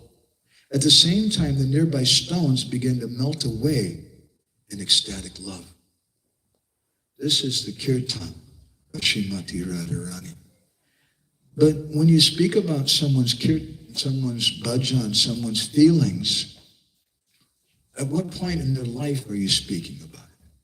When someone's a student in the university, when someone's a newly married person, when they have their first child, when they have their first grandchild, when they're about to leave their body. At what point are we speaking about? If we study this from the perspective of debt, Krishna's in debt to Radharani. So then, obviously, the debt is going to be calculated from the highest denomination, from the highest number. So what is the highest ecstasy of Srimati Radharani? When Krishna left this world. And he told the gopis when he left, he said, Ayasya, I'm going to return. But he didn't return. Our Guru Maharaj sang this song, which Anandajit, I think you can pass out. You've already got it? Beginning with the words, Jamuna Tattani Kule. We'll go ahead and sing this. Jamuna Tattini Kule Kele Kadambira Mule More Loye Chala Lotvaya Jamuna tatine kule, kadambira mule mure loye chana. Anti mera bandhu hoy jamuna mutika loy saki murali pasarva gai. Anti mera bandhu hoy jamuna mutika loy saki murali Saki nama charu pari dikka sava sahachari koshi manjari kivetai. Shama nama charu pari dikka sava sahachari koshi manjari kivetai. Amare vistana pura guru sabe hare hare jakana parana bahirai. Hare Krishna, Krishna Krishna, Hare Hare, Hare Ram, Ram Hare Hare. Anandaji, you told me you gave it out. You didn't give it out. Yeah, but it's not opening the PDF. Oh, okay. Anyway, she's got it. If you want a copy, just be nice to Mataji. Maybe she'll let you have it. So this song has a very deep purport to it. Srimati Radharani, one day she calls for her sakis and she says, Jamuna tatani kule, keli kadambera mule morilai shalalatraya. Take me to the bank of the Jamuna. And there is my friend, the Keli Kadamba tree. Why is that Keli Kadamba tree my friend? Because it was under that tree that I met my Shyam Sundar, my Pranavallabha Krishna, many times. So take me there, Keli Kadambera Mule. Mule means at the roots. Put me at the base of that tree. Morilai Chalalo Twayai. And I'm going to die. Antimera Bando Hoi Jamuna Murtika Loi. So at that time, you take, because at that time that's my only friend, the Keli Kadamba tree and the Jamuna.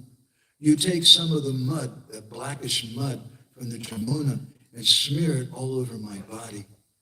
Sakimura Lipa Sarvagai. And then Lipa means to write. All of you gopis gather around me.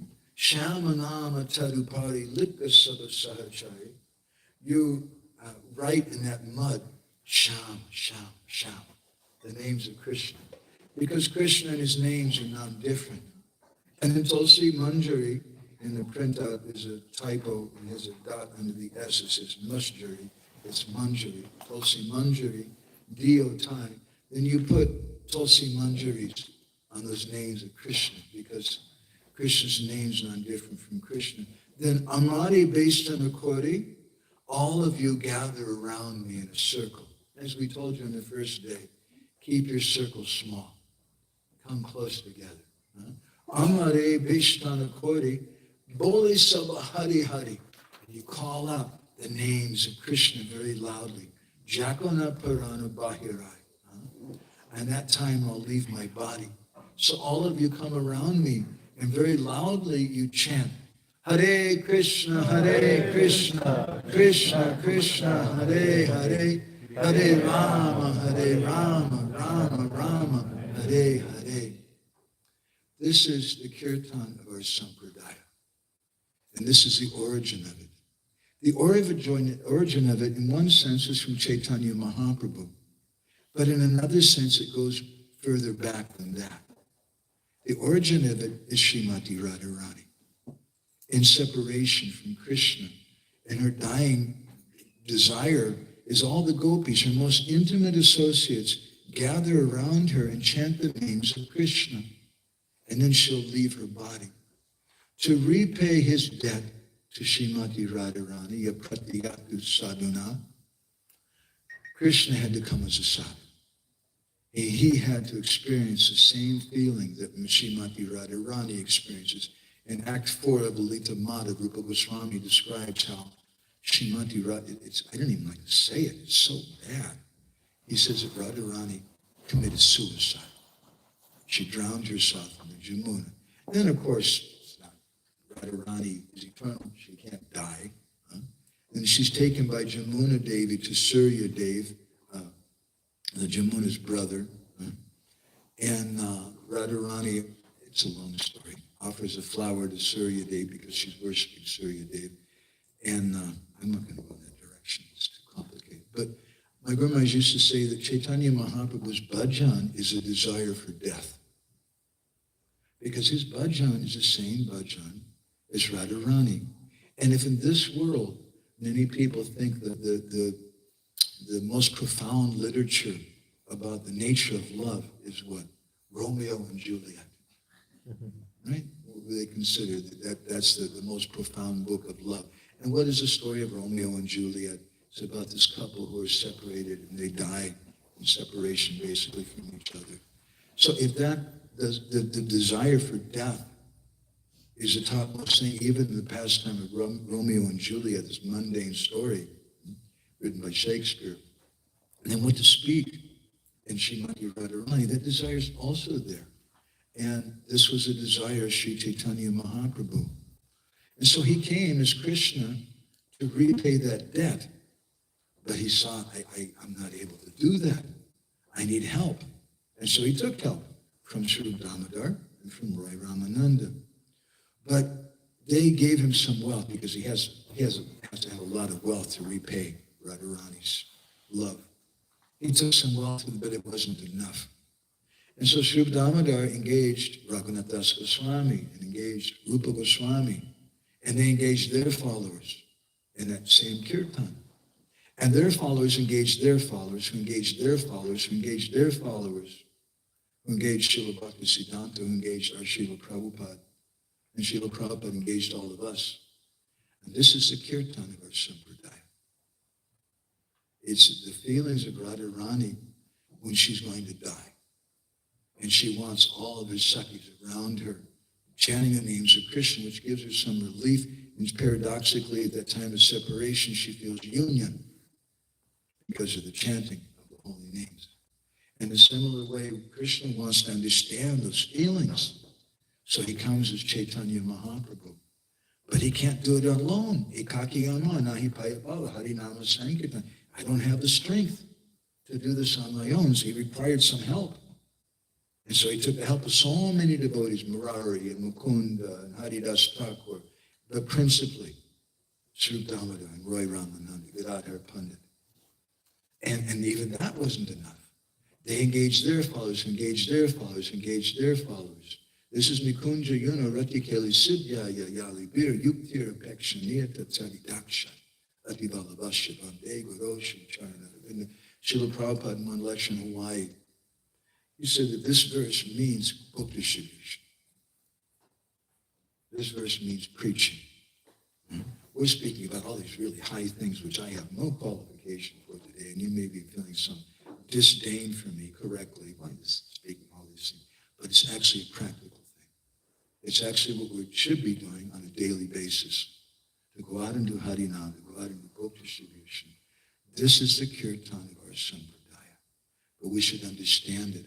And why we don't chant Radharani's name, or why we don't chant Gauranga Mahaprabhu's name or Nityananda Prabhu's name. We can.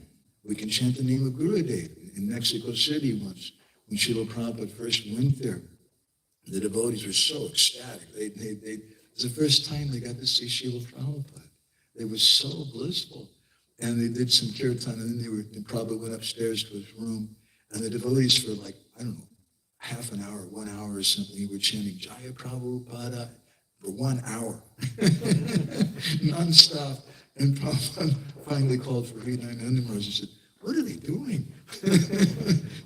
He said, "Prabhupada, they're chanting." I said, "Tell them to stop. Don't do that." We may chant the name of our Guru. Sometimes we do, and it's very ecstatic. It's very ecstatic sometimes to chant Radhe, Radhe. But there's something higher than that. And what's higher than that? Pleasing Gurudev. What's higher than that is pleasing Chaitanya Mahaprabhu and Nityananda. And some people come and they'll tell you directly or indirectly with their sayings, I have something higher than what Srila Prabhupada gave. I know something more. I'm more advanced even than Rupa Goswami. I'm giving this sadhana, chanting the names of Gauranitai. It's so high. And he said, wow, that sounds really good. man, I'm going to sign up for that. But try to understand the Kirtana of our Sampradaya. Try to understand this Gambhira Bhajan Pranali of Sri Damodar and Roy Ramananda, who are chanting. Everyone else is chanting for their benefit. So I'll get liberation, so I'll get love of God, so I'll get understand my rasa. Sri Damodar and Roy Ramananda are not thinking about that. They're doing that kirtan for the pleasure of Chaitanya Mahaprabhu. This is a kirtan of our Sampradaya. This is what we've all been drafted into. It's inconceivable. It's the highest, most inconceivable thing that we can take part in this kirtan, which is meant to help Srimati Radharani mitigate her feelings of separation from Krishna.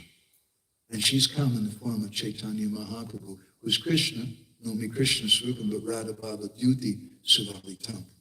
He's in the mood of Radha, and with her complexion over him. So these are a few thoughts about the kirtan of our Sampradaya. Share with all of you. These are things I heard directly or indirectly in classes or some personal instructions and comments from my revered spiritual master, Srimati Radharani Maharaj. And if I didn't hear directly from him, it was inspiration from him also. So I'm going to go ahead and stop there. Prabhuji, would you like to add any comments or anything? The boys would be happy if you speak something. You have a microphone? He always keeps a mic. Surprise. Thank you very much. Hare Krishna. Well, Janakinath and myself, in Dutch and English, yeah.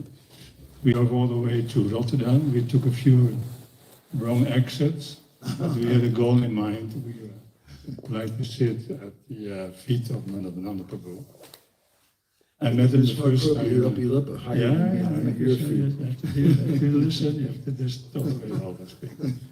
Actually, I met Madhavananda Prabhu for the first time ever in Radhadas last year. And then I was inquiring, who is this spiritual master? Because I don't know everyone's history, so many devotees, so many spiritual masters. And then he said, yeah, Gaur Govinda Maharaj. I said, oh, Gaur Govinda Maharaj. Because I met him when I was in Radhadas, this beginning of the 80s, actually Maharaj at that time.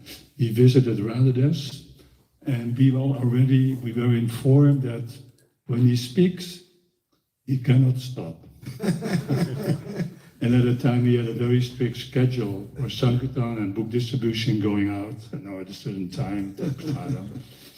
And well, Maharaj started the Bhagavatam class, and we thought, well, it's 8:30 now, it's finished. Maybe a little longer, 8:45, 9 o'clock, and then we all forgot about time. It was like 9:30, 9:45, and we said, well, why doesn't he continue? So time, the factor of time just kind of disappeared when Maharaj was speaking with so much enthusiasm and so much love in his words. So I was very happy when I saw a fruit of his preaching last year in Radhadas in the form of Madhavananda Prabhu. And I can only, what can I add? I can only show appreciation when we talk about the basement, the foundation, how Srila Prabhupada came to the West. Actually, today it's exactly 60 years ago, at least they celebrate today in Radhadas and many other temples. Boston. That Srila Prabhupada arrived in Boston from the Jaladuta. He came to the Western world. So it's a very memorable day that 60 years ago, the revolution started, the introduction of the holy name of Lord Krishna, all the information about Lord Krishna, his form, his pastimes, his name, his glories. We would have been still in great darkness if Srila Prabhupada would not have taken that bold decision to come to the Western world. And at the same time, we should also reflect on how many wonderful personalities have come forward to assimilate all this information, the practice of bhakti yoga, studying the scriptures, being able to share it with others. And one thing is, if you just know a few verses from the Bhagavad Gita, you have some technical information, but it's much more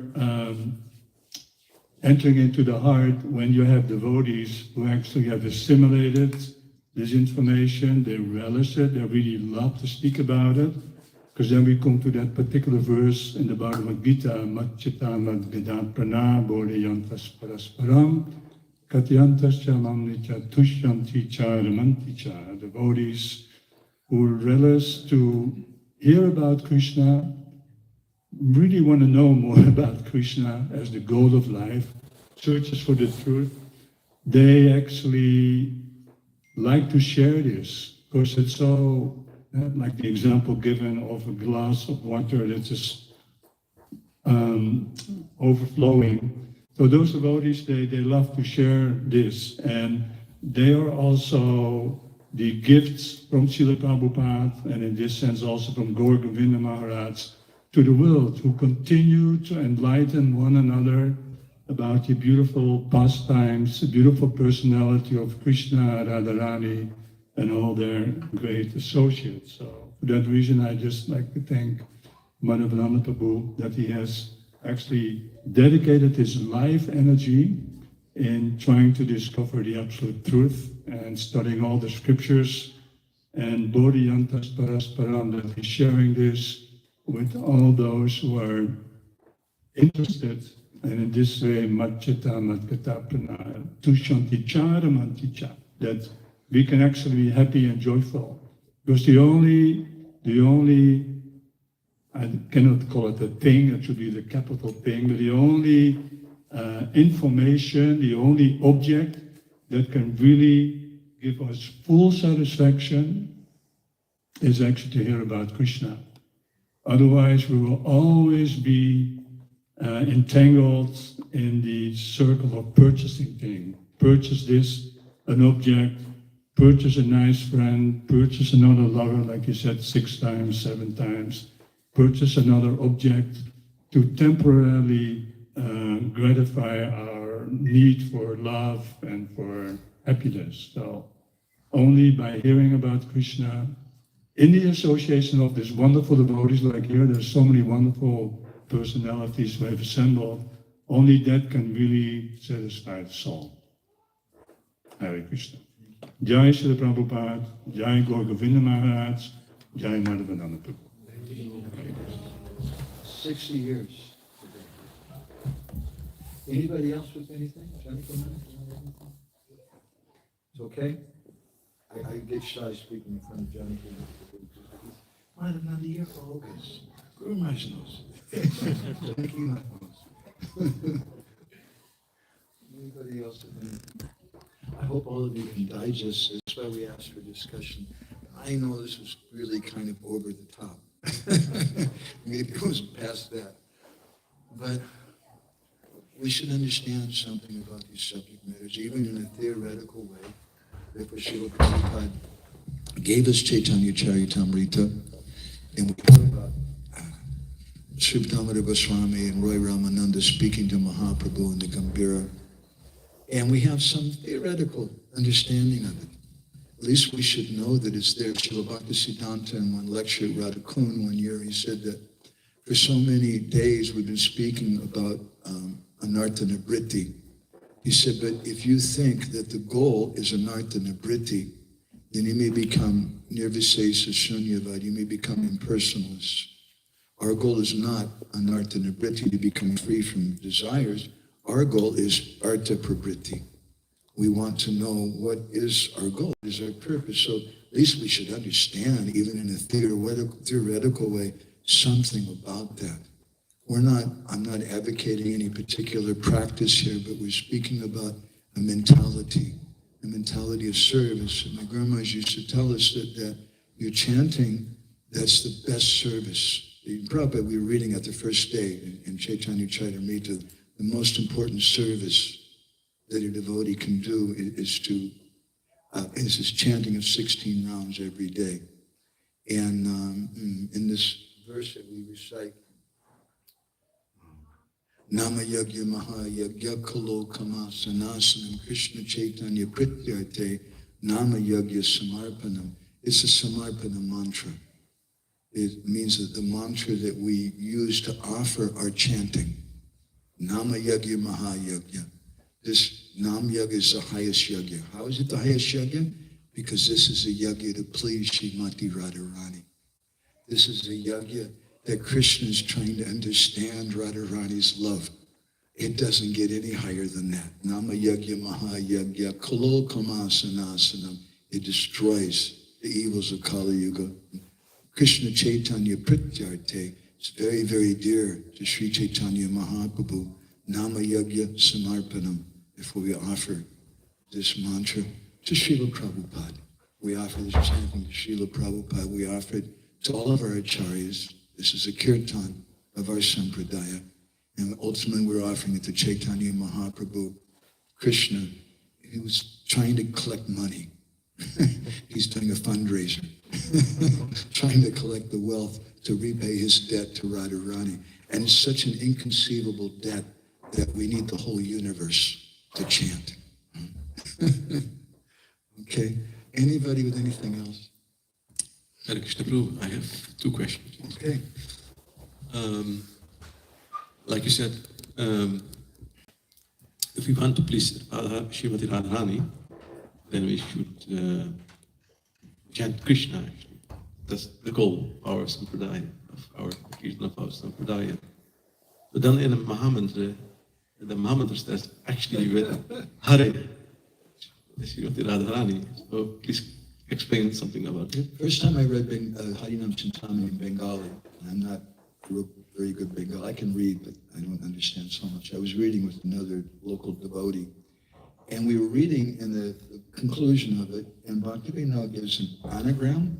Anagram is where each sentence begins with a letter, and in this he was giving an explanation of the Hare Krishna mantra. So the first sentence began with Ha, the next one Re, like this. He gave the whole Hare Krishna mantra, and he was explaining different meaning. And what I'm going to say is really a bit kind of intimate and a little bit erotic, but we're going to give an explanation of it. Bhaktivinoda, in Harinam Chintamani, we were shocked. Harinam Chintamani, Prabhupada said, is a very basic book. But in that book, it says that Hare means that Krishna is stealing the underwear of Srimati Radharani. That's what's said. And we were, what? And I remember my friend who was reading, he didn't appreciate that for whatever reason. And later I was contemplating that really deeply. And I was comparing that explanation of the Mahamantra to other explanations. It's a little similar to Raghunath Das Goswami's explanation. But there's another explanation given by Jan Chandra Goswami, and there's a few other different explanations, and all of them basically say that Hare is Radha. So then why is he? Now, Guru Maharaj sometimes would say that here in this world, Hare means Radha, but in the spiritual world, the gopis and Radharani, they're chanting this mantra, and they're thinking it means Hari, it means Krishna. And Hari means someone who steals. So then I came to understand, if you contemplate very deeply what Bhaktivinoda Thakur is saying at the end of Harinam Chintamani, it's such a beautiful thing. It's a Gambhira Bhajan Pranali. His understanding of the Mahamantra is not for his pleasure. He's chanting the Mahamantra to please Radharani. Because Radharani likes to hear that Krishna is taking away her undergarments and behaving in that kind of way. So the chanting is not for him, the chanting is for Radharani. So we can understand it in either way, that Hare means Radha in general, but sometimes Raghunath Das Goswami in his commentary and Bhaktivinoda both explain that it can also mean Hari, who steals away, who takes. Is that helpful? Okay. A little bit esoteric. I'm sorry. Anything else you have? Yeah, this other question is, it is, I heard this mantra is also in the Vedas, but it starts with Hare Ram, Ram Ram, Hare Hare, Hare Krishna, Hare Hare. Is it different or is the same? Okay. Some of you may have met one my dear friends and teachers. His name was Fakir Mohan. He came here a number of times. He was a childhood friend of my grandma. She met Srila Prabhupada when Prabhupada came to Bhubaneswar in 1977. He's an amazing person. I was there next to his bed when he left his body. We were doing Kirtana for him. He was born on Janmashtami at midnight. And it's a long story. It's really like something out of Chaitanya Charitamrita. But he was close friends with our Guru Maharaj. And he was a scholar. He, at the age of 12, ran away from home to become a sadhu.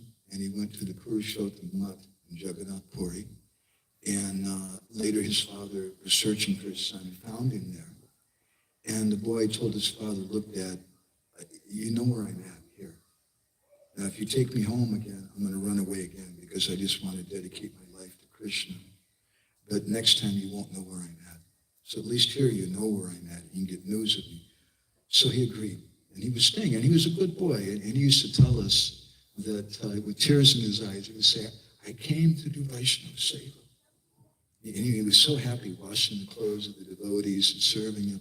He said, now I'm an old man and they're doing service for me. They're washing my clothes and doing things. And it was very painful for him. So at one point, the devotees in the mutt there, they said, look, you're a young man. You should go to the university. You should go to school and study. He went to school. He was really a good student. So then his guru told him, you should go to the university, get a PhD in Sanskrit, and you should preach. And it was very painful for him. His students, later he had many PhD students himself. They used to call him Sadhu. And he became one of our Guru Maharaj once commented, he said he knew more about Chaitanya Mahaprabhu than anyone on the planet. Mahaprabhu and Arisa. Now, why am I giving all this as a forward to your comment? I asked him this question once, because he was a research scholar. We started our research institution on his request. He asked me to do that. I asked him why in some manuscripts the Maha Mantra is given Hari Ram first. And I'm just going to repeat what he told me. I don't know. I haven't done that research, but he did. I'm just depending on him now in this case. But he said that in the oldest manuscripts that he saw, it was Hare Krishna first. But in some of the later manuscripts, it was changed. And some Ramanandi Vaishnavas, who like Ramachandra a lot, they changed the order and they put Hari Ram first. But in the older manuscripts, it was given Hare Krishna first. That's my long explanation for a simple question. Is that helpful? Thank you. Okay. Anything with anybody else? Good one.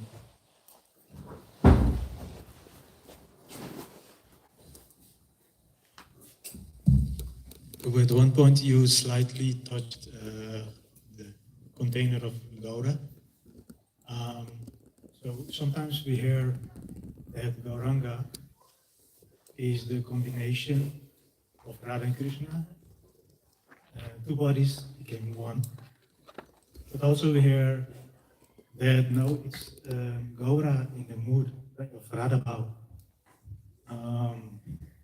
So I wonder which of those is the proper understanding. Is it Gaura singing the bhajan of Radha, perhaps? They're both correct. Srila Bhaktisiddhanta, in one famous song, he said, Sri Krishna Chaitanya, Radha Krishna Nahi Anya. The Sri Chaitanya Mahaprabhu is a combined form of Radha Krishna. Specifically, how does that work? As we were citing from Chaitanya Charitamrita, I think it's the 5th verse in Adiyala chapter 1. Radha Bhava Dyuti, Sivalitam Nomi Krishna Sarupam. If you pick that verse apart very carefully, let me back up a little bit. There are some Vaishnavas, some Gaudiya Vaishnavas, particularly in the Advaita Parivar, in that line of Advaita Acharya, who don't appreciate Srila Bhaktisiddhanta's conception about Chaitanya Mahaprabhu. They want to quarrel about it. Some people just want to quarrel about everything. And their particular concern is they say that Radha and Krishna didn't become one. That's impersonal philosophy. How can they become one? But I find that a little bit semantic, meaning it's just about some language thing. It's really not a problem. because whether they actually physically merged into one body and became one, or it was something on a more subtle level, I don't think is really very important. The point is that Radha and Krishna became one. Jiva Goswami in his Yugalashtika prayers, he says that Jiva Nema Rani Gati Nahi, or more, that in life and death, Radha and Krishna are my everything. And he says that in the heart of Krishna is Radha, in the heart of Radha is Krishna.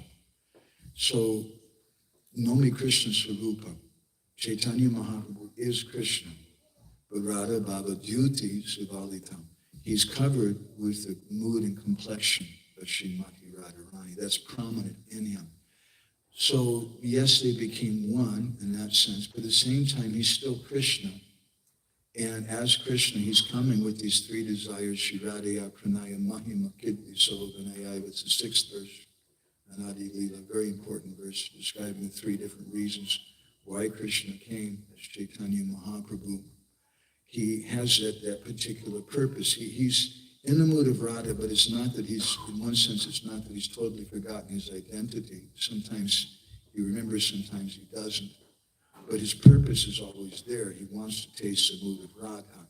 And I didn't get into it in this talk because there's so many things. But this is why he took sannyas. What is the necessity of Sri Chaitanya Mahaprabhu's taking sannyas? He's the Supreme Personality of Godhead. It's the sannyasi Chigogita Nirajnana Chakriya. Krishna says in the Gita that the sannyasi is someone who Sanyasi Chigogicha, non-nirajnana chakri. He doesn't do any work. He's detached from sin. This is why someone takes sannyas. So, why does he need to take sannyas? For those reasons. But in the Chaitanya Mangal, Lochandas Thakur begins in his Mangal Charana chapter. He says, Oneka Rahasya Kata, Kohibe Kata. I'm going to tell you many Oneka Rahasya Kata, many confidential things, such as Vairagya Adbhuta, Prabhura Utta Jainamati, the astonishing renunciation of Sri Chaitanya Mahaprabhu.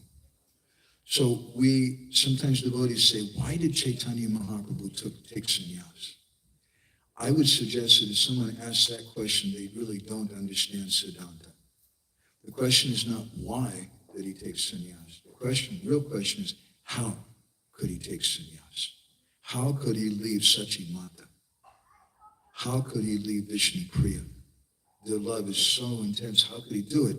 We can understand their love is so intense, but there must have been something even more powerful. And that was the love of Srimati Radharani. Mahaprabhu had everything in Navadvip. He was doing kirtan. Vrindavan Das Thakur says that he was sometimes in the mood of the gopis, sometimes in the mood of Dhruva Maharaj, or Prahlad Maharaj, or Balaram, or Lord Shiva, but sometimes in the mood of the gopis, sometimes in the mood of Radha. He's tasting that. So what is the necessity of his leaving Navadvip and breaking everyone's heart and going to Jagannath Puri? There was a necessity because Krishna says in the Bhagavad Gita, Vyavasyatmika buddhi ekeha kuru nandana bahusakiganandascha buddhiya vyavasaina. That those persons are on this path, they're ekantik, they're one-pointed. And that verse perfectly describes the mood of Radharani. Whereas those persons who are bahusaka ganandascha, who are reciprocating with many different persons, they're multi-branched, and they can't really understand. So Chaitanya Mahaprabhu was very multi-branched in Navadvip. So to taste the mood of Radha, to experience Radharani's mood, he had to become a kantak. And therefore he took sannyas. And therefore sannyas in our tradition means Radha Bhav.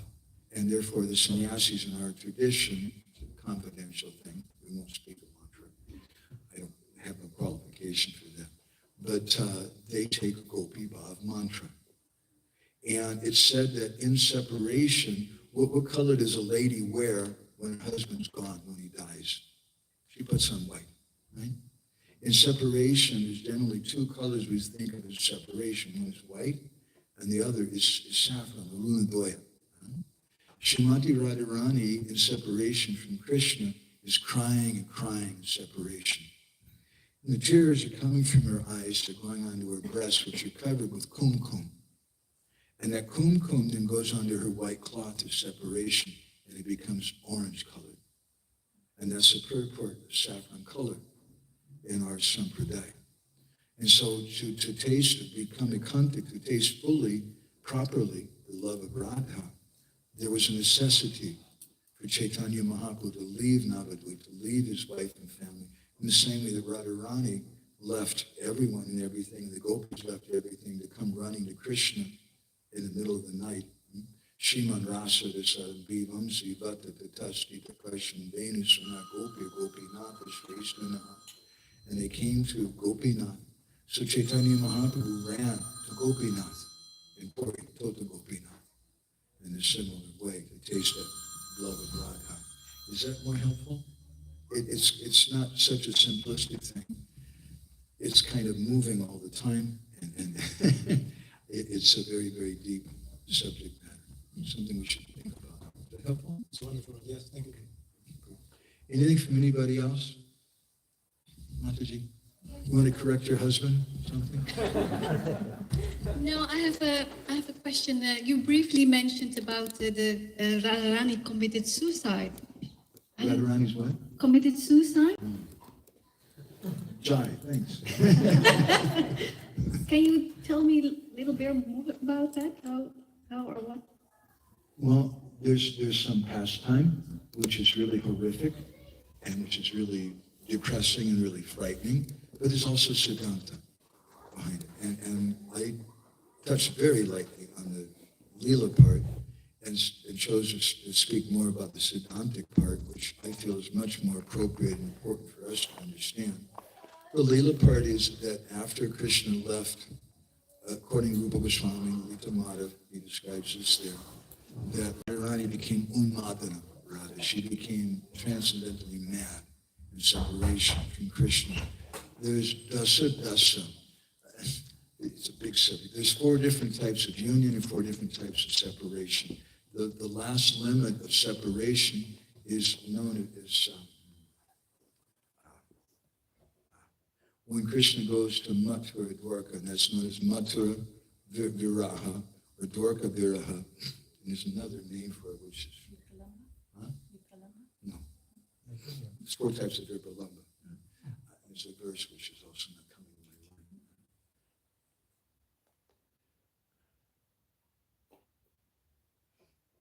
Anyway, that most intense type of separation, Krishna goes to Mathura or Dwarka, they don't know if they're ever going to see Krishna again or not. Now, our acharyas, and there's a long purport in Chaitanya Charitamrita, which Srila Prabhupada quotes Srila Bhaktisiddhanta with all kinds of verses from Hansadutta and Lita Madhav and different literatures, speaking about dasa, the 10 different symptoms of that I should know this, that type of separation Krishna goes to work. And the last of all of those is death, mrityu. That's one of the symptoms. Other symptoms are the shaking in the body, they become stunned in ecstasy, they stop bathing, they become mad. The chitta-japa is there, they're speaking like a mad woman, different things. The last symptom is mrityu, or death. And so when Srimati Radharani comes to that point, and in one sense, it's horrific for us and frightening and disturbing. Oh my God, I don't want to think about that. But in another sense, it's absolutely necessary. In the sense that if we want to try to understand Radharani's love, and my Guru Maharaj once said that if you want to understand Chaitanya Mahaprabhu, you have to understand Radharani. And you can't understand Radharani unless you understand Chaitanya Mahaprabhu. The two are very intimately connected. So there's a necessity, because otherwise we may have some doubt. We may think, oh, Shakespeare's speaking something higher. He's speaking about it, and the love becomes so intense they just want to commit suicide. They can't live without the other one. Shakespeare has something higher. But no, we have the highest thing. Shakespeare should read Lita Madhav. And in that separation, Radharani feels so much madness that she decides she tells the gopis, I have something to do, and she goes and drowns herself in the Jamuna. And Lalita goes with her and also drowns with her. And it's a long story like this. So then, I'd have to tell you the whole story of Lalita Madhav, which is a very, very difficult book to understand. Very difficult book. She's brought to Suryadev, and she offers to Suryadev two things, a flower, because she's worshiping Suryadev every day. And she offers to him what becomes known as the Shamataka jewel, which was the Shankachuta jewel before. It was on his head. And Krishna killed Shankachuta. That's discussed in Lalita Madhav. And he was going to give the jewel to Radharani, but then Balaram was there. And Krishna said, oh, Dalji, because he gets a little embarrassed about his dealings with Radharani in front of his older brother. So he gives the jewel to Balaram. And Balaram knows perfectly Krishna's desire. So kind of behind his back, he passes it on to Radharani. So she has that jewel, and she comes before the sun god, and she gives him the jewel and the flower, and the sun god then takes her, Surajit, the brother Prasenna, am I saying this right? In the 10th canto. And she becomes known as Jambavati, she becomes known as Rukmini. Yes, not Rukmini, but as Satyabhama, excuse me, the daughter of Satyajit. That's what. She becomes known as the daughter of Satyajit, and it's a really far out discussion. There's a book that I put together called Mathura Meets Vrindavan, and I would highly recommend that. The last chapter, the whole book is about Krishna leaving Vrindavan, and the last chapter is Krishna never leaves Vrindavan. And it's kind of a summary discussion from my Guru Maharaj about Lalita Madhav and about all these subject matters and about how actually Krishna never left Vrindavan and Radharani never really committed suicide, and the whole thing was just a dream. But it's kind of, Prabhuji was telling me earlier that when he reads that kind of thing, he likes to go by himself somewhere and just sit and really think about it very, very deeply. That's helpful. Or if there's some place you can discuss with someone these kind of things, it's helpful.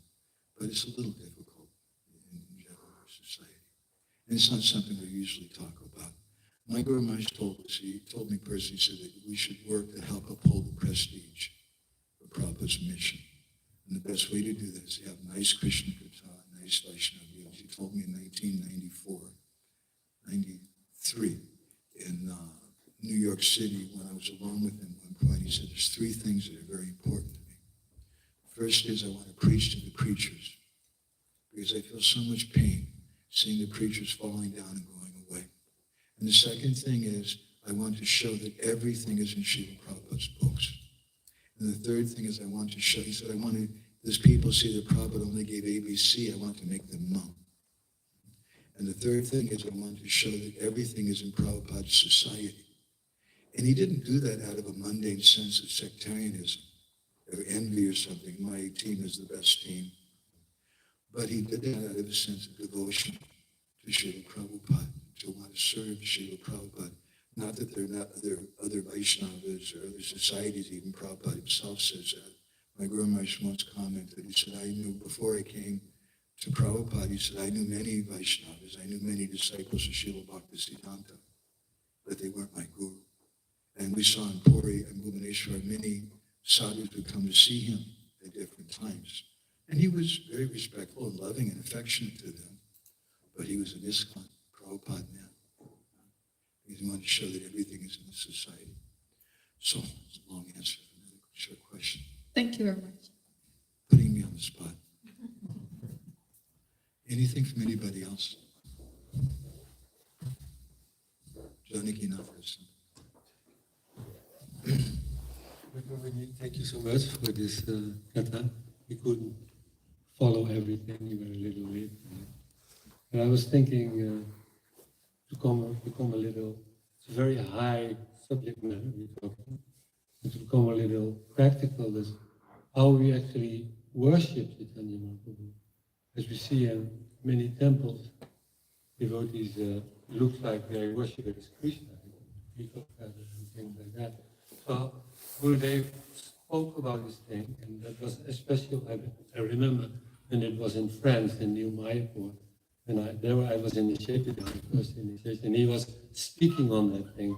I think maybe it's nice to speak a little bit on that and give some practical information on the It's subject. different way. I want to address your specific question, but also like to address something else first. You're saying, what is the best way to worship Chaitanya Mahaprabhu?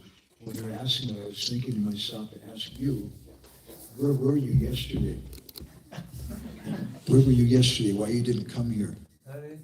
Because you're on Harinam. And that's the best way to worship Chaitanya Mahaprabhu. And if you study our Archana system of Srila Bhaktisiddhanta and our Srila Prabhupada, we like to do something fancy. We like to know that we're doing something really just right. 4 times to the feet, 2 times to the feet, 3 times to the feet, 7 times around. Did you know that's nowhere in Shastra? This 4, 2, 3, 7 thing, for anybody who's a Pujari here, it's not in Shastra.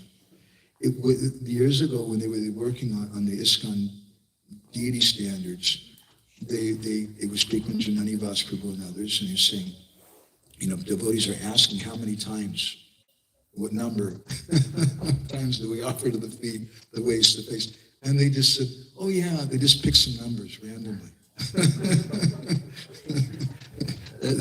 That's the history of that.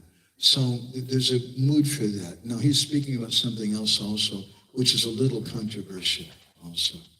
And that is, and it's something which Guru Maharaj actually told me personally to write about this thing about Chaitanya Mahaprabhu and the peacock feather. And I see, just speaking as detached as I can, although my Guru Maharaj told me to write about this and I have some connection with him, but I'm also a devotee in this society. And I see it's become an issue for some different groups. And I understand why it's an issue. Because Prabhupada told Malati, told Janani Vas, put a peacock feather on the deity of Chaitanya Mahaprabhu. And then on the other hand, and of course they're very intent about that. Naturally, Prabhupada gave them a personal instruction.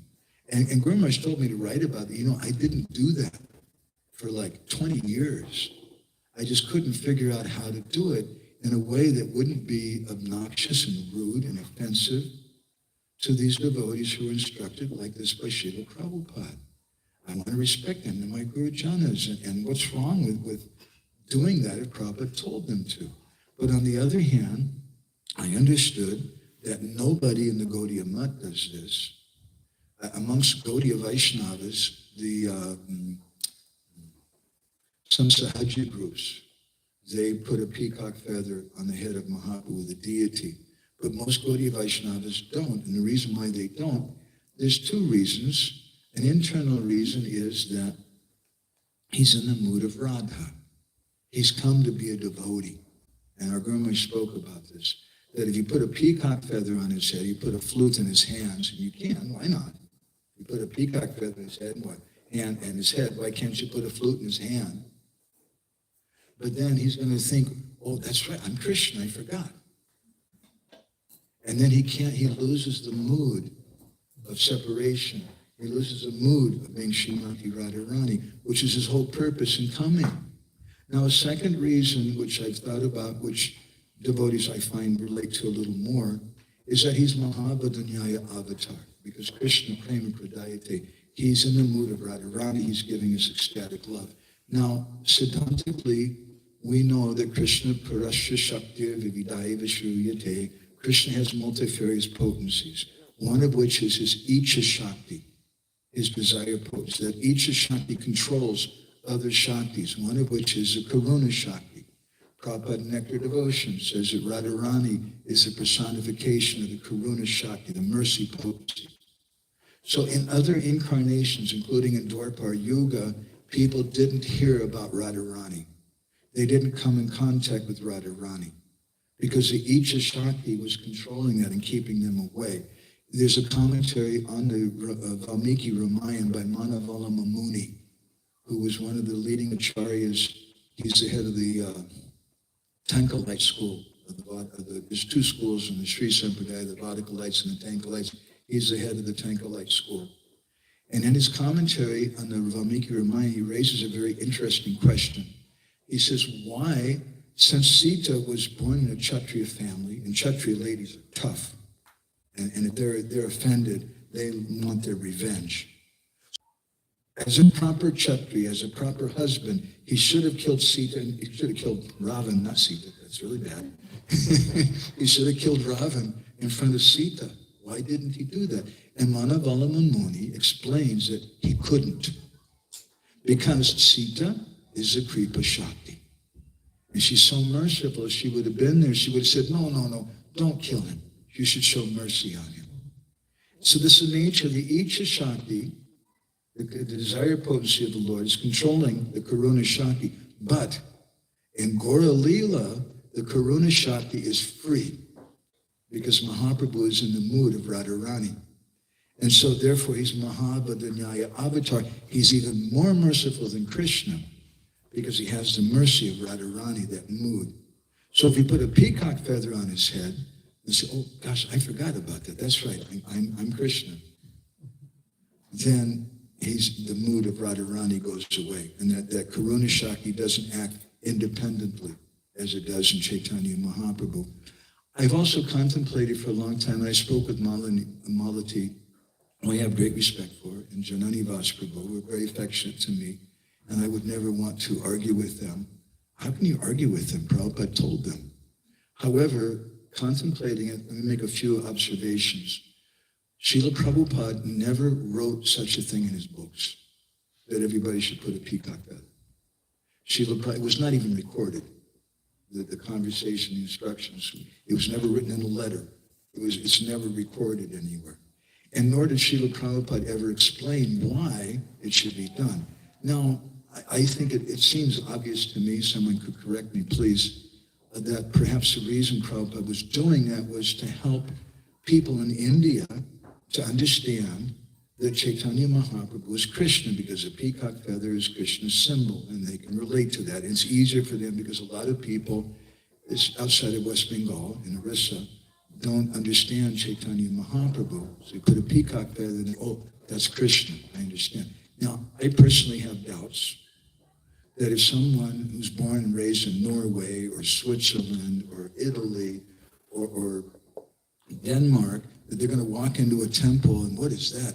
Oh, he's got a peacock feather on his head. It must be God.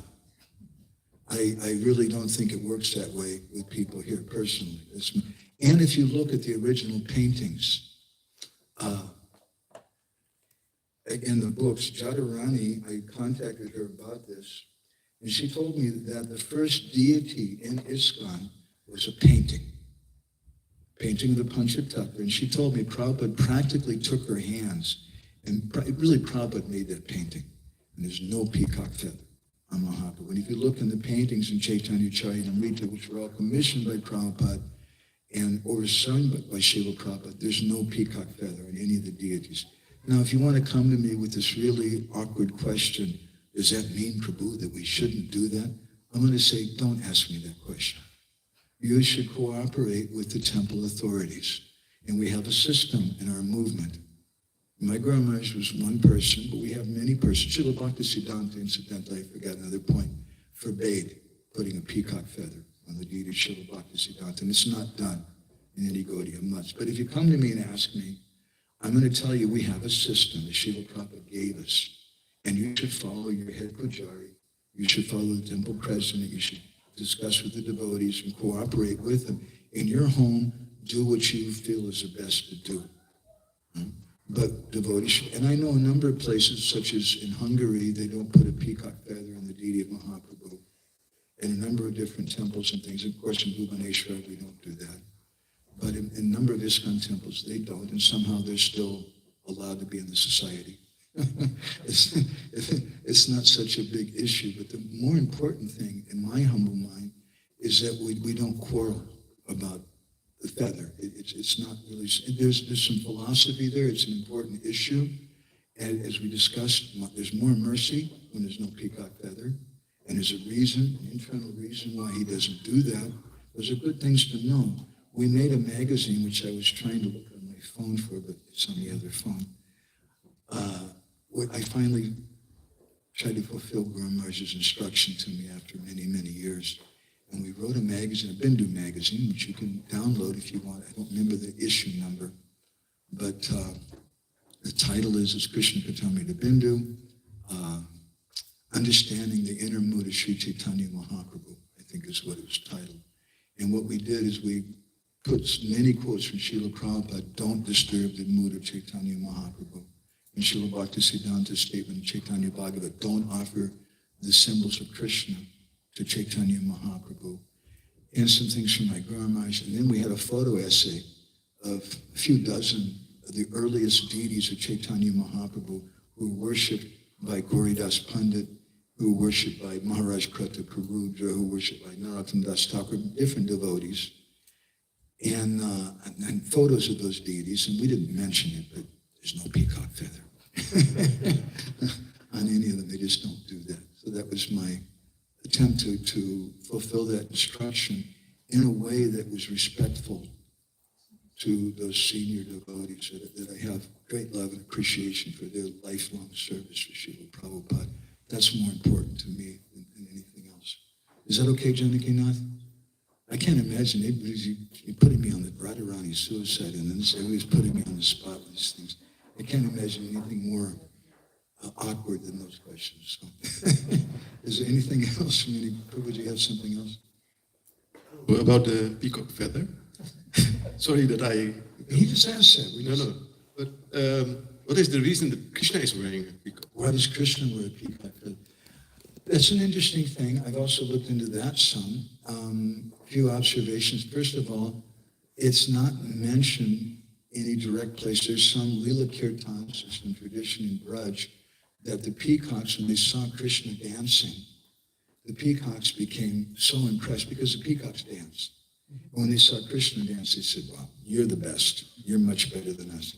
And here we have to give you some tribute. And so they offered their feather to Krishna. Some say that all the colors, and by the way, I just saw some strange thing. Scientifically, someone found there's some laser rays or something that come from peacock feathers. You could Google that. If you're interested in science, an interesting thing. But they say that in that peacock feather, all the colors are there, and it indicates how Krishna is controlled by the love of the gopis and by the love of all the devotees, which is all there in the peacock feather. There's another thought.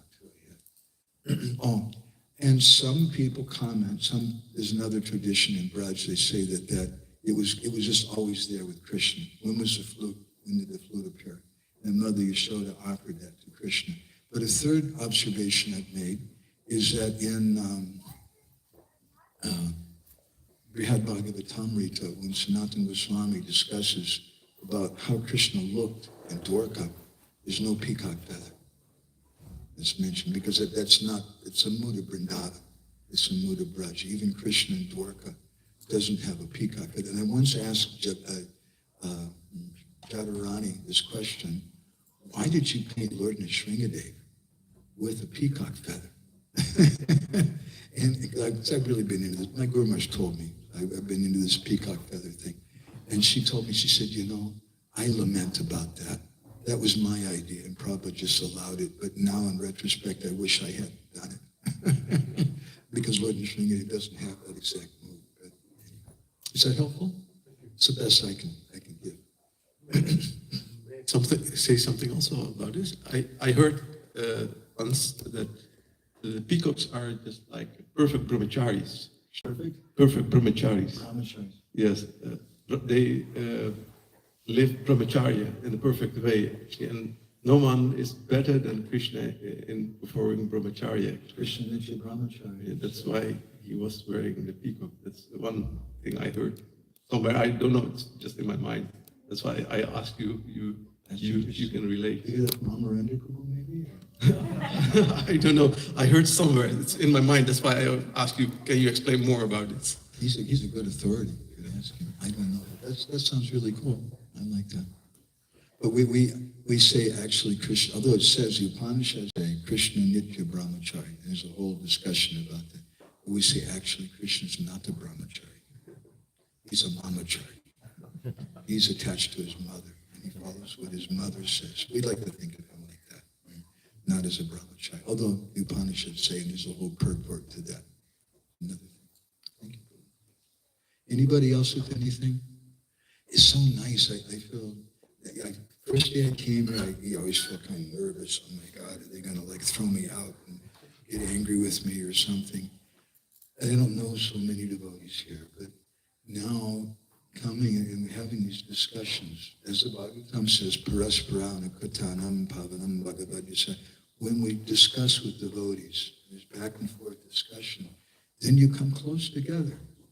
And this is why Srila Prabhupada wanted Bhagavatam class every day. It builds community, even if sometimes the speakers may not be qualified. But if there's some back and forth discussion, we all come together. It's a very good thing. So I feel a little more part of the community now after 3 days. So thank you all very much. Janakinath? Prabhuji, these pastimes of Lord Krishna and Lord Chaitanya Mahaprabhu eternally going on.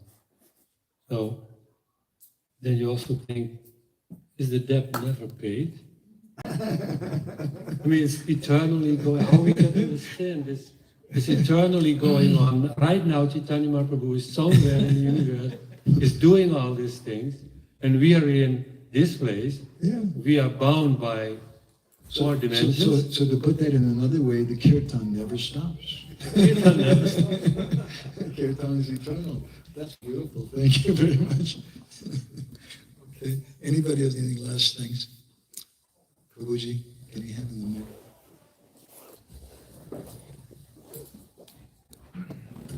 Hare Krishna. Something came up in my mind. Like after digesting everything that you've said and contemplating on that, and we come to a conclusion that I don't really align with the bhajan of our Sampradaya. What should we do? You should get with it. We should contemplate it. Am I really, we're giving this whole talk about it, but then let's be honest, am I really part of this Kirtana or Sampradaya? Everyone else is doing that chanting, but I've been left out. The very first day we spoke about the locked door Kirtan in the house of Srivas Thakur. And in his purport, Srila Prabhupada says only bona fide chanters were allowed. And we mentioned, maybe we'll talk about who's a bona fide chanter. We don't have time for that right now. But a bona fide chanter is someone who has prema. That's the person who's really part of the Kirtan of our Sampradaya. So, what am I doing? Huh? And therefore, in the same song, Ohe Vaishnava Thakur, Bhaktivinoda Thakur says, Amito Kangala, Krishna Krishna Boli, Daitava Pachi Pachi, that I'm just running after you and chanting Krishna Krishna. I'm not part of that kirtan. But what I'm doing, I'm running after him. Why am I running after Gurudev? Well, because my guru is running. He's running. Why is my guru running? He's running after his guru. Why is his guru running? He's running after his guru. And this is our Sampradaya. Everyone feels unqualified. And everyone's trying to run and trying to be of service to their guru to help on this kirtan of our Sampradaya, to help to serve Sri Chaitanya Mahaprabhu, serve Krishna, to help him get enough money to pay his debt, which maybe will never happen. And we're all running for that because we're not qualified. That's my humble understanding. Yeah, that's exactly what I meant with not align. Like it's not like, okay, this is not your path, but yeah, you don't, I think it's too high for you. You know, like it's Oh my God! I can never reach that. So we're running. We're just. And what else do I have to do? It's the best thing in life. It's the best opportunity in my life. And maybe I'm not qualified. My grandma used to say, "Your only qualification is your disqualification." When we own it, and that's the beginning of Bhagavad Gita. Vishidam vidam vakyam uvacha madhusudana. When Sanjaya says Krishna speaks, the first thing Krishna says, he says that in the second chapter, Vishidantam. Vishad means, Balaji Vidyabhushan is given a title for the first chapter of the Bhagavad Gita, Vishad Yoga. the yoga of lamentation. And bishad means, it's two things. It's a compound word in Sanskrit. It means bish and ad. Bish means poison. Ada means to accept. So to accept poison, another meaning is lament. And that's the whole foundation of the Bhagavad Gita, by which inspired Krishna to speak. Only qualification is our disqualification. We should just cry and cry piteously and bang our head. And maybe we can be some use, and Prabhupada engages us to distribute books and engage people in Harinam and speak about things like this. We're being engaged. But we should always remember, I'm not really part of the main Kirtan party. I'm just assisting somewhere. Is that okay? That's a great comment. Question, thank you.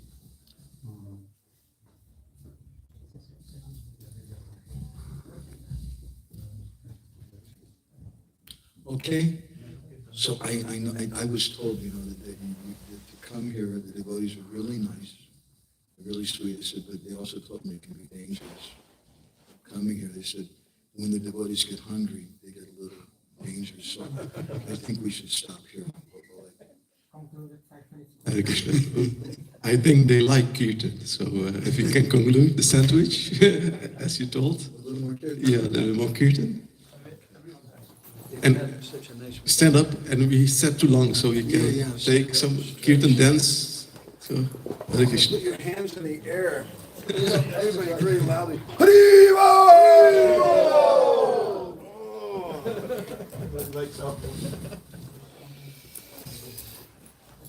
And we'll do some kirtan.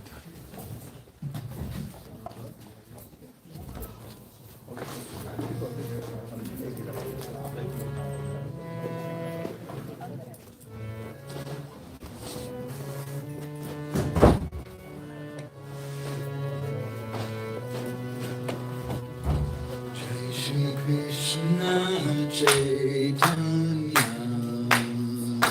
Prabhu Nityananda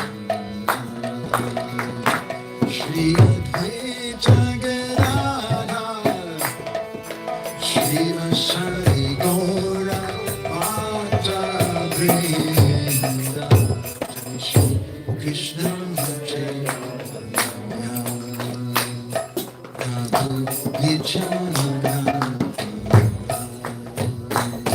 Shri Advaita Gadadhar Shri Vasari Gaura Bhatta Hare Krishna Hare Krishna Krishna Hare Hare Rama Hare Rama Rama Hare Hare Krishna Krishna Krishna Hare Hare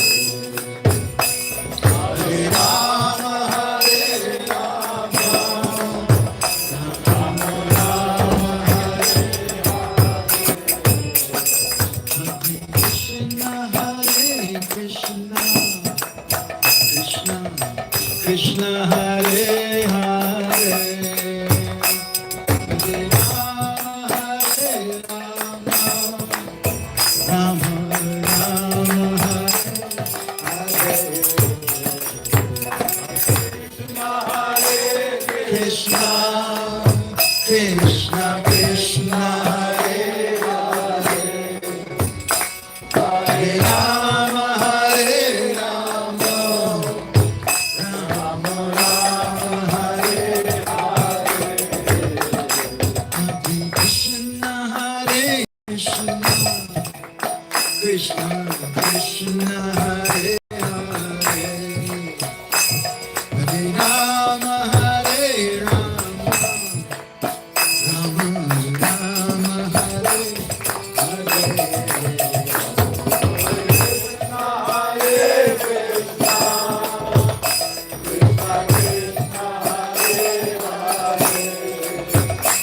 Hare Rama Hare Rama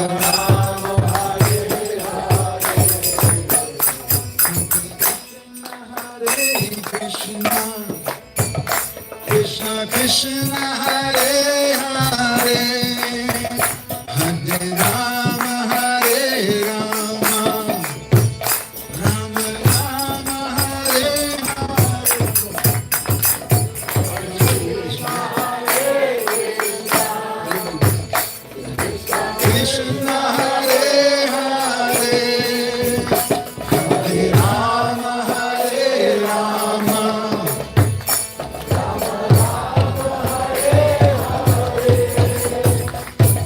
Hare Krishna, Hare Krishna, Krishna Krishna, Hare Hare, Hare Rama, Hare Rama, Rama Rama, Hare Hare, Hare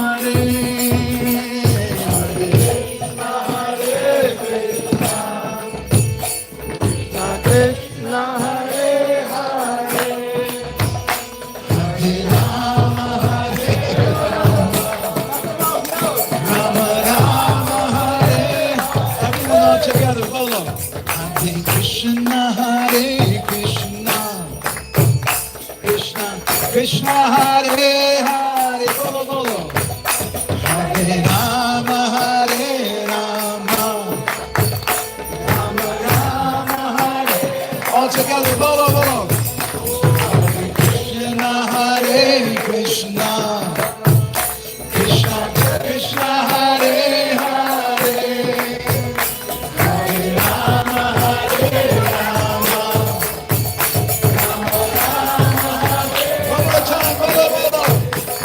Hare Krishna, Hare Krishna, Krishna Krishna, Hare Hare, Hare Rama, Hare Rama. One more time, a little louder, please. Krishna, Hare Krishna, Krishna Krishna, Hare Hare, Hare Rama, Hare Rama, Rama Rama, Hare Hare, Hare Krishna, Hare Krishna, Krishna Krishna, Hare Hare, Hare Rama, Hare Rama, Rama Rama, Hare Hare, Hare Krishna, Krishna, Hare Hare, Rama Hare Rama,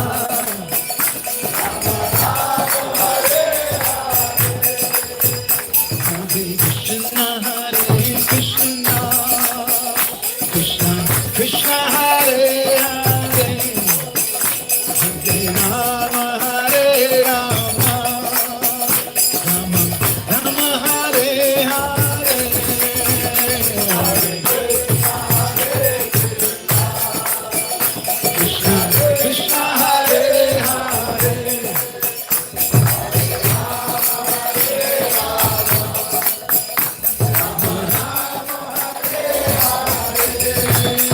Hare Krishna, Hare Krishna, Krishna Krishna, Hare Hare, Hare Rama, Hare Rama, Rama Rama, Hare Hare, Hare Krishna, Krishna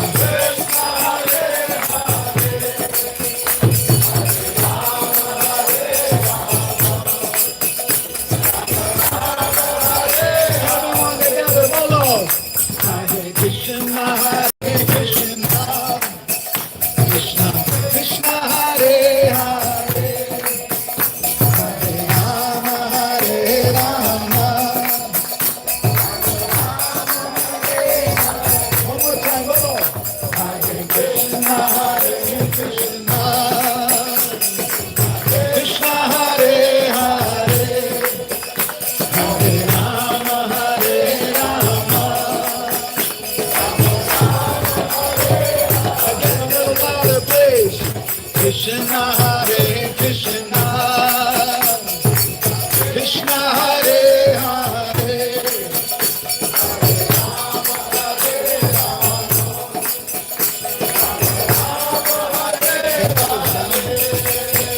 Hare Krishna, Hare Krishna, Krishna Krishna, Hare Hare, Hare Rama, Hare Rama,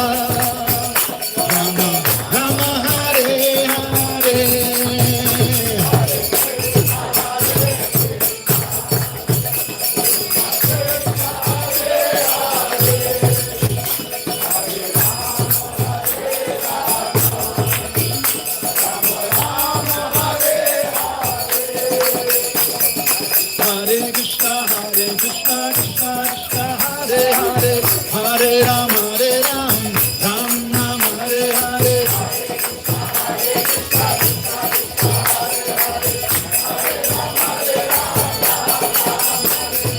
Hare Krishna, Krishna Krishna, Hare Hare, Hare Ram, Ram Ram, Hare Hare.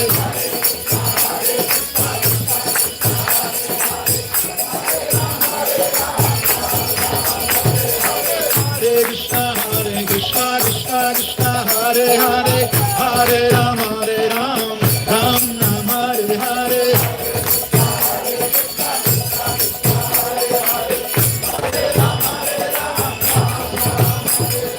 Hare Krishna, Krishna Krishna, Hare Hare, Hare Ram, Ram Ram, Hare Hare.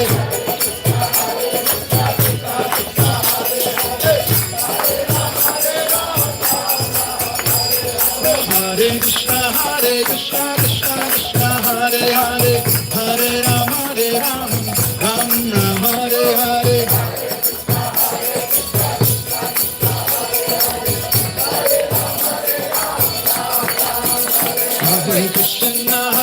Hare Krishna, Krishna Krishna, Hare Hare, Hare Rama, Rama Rama, Hare Hare.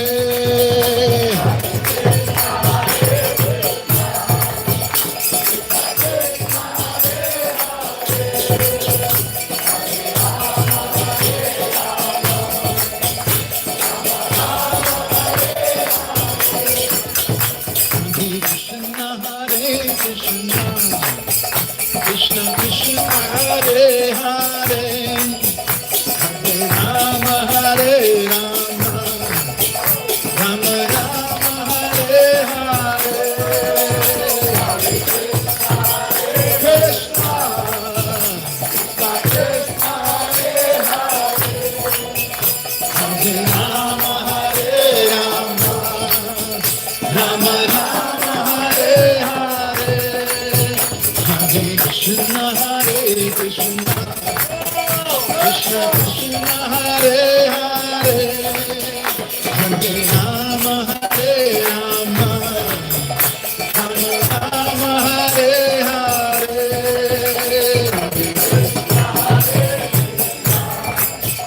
Krishna Krishna, Hare Hare.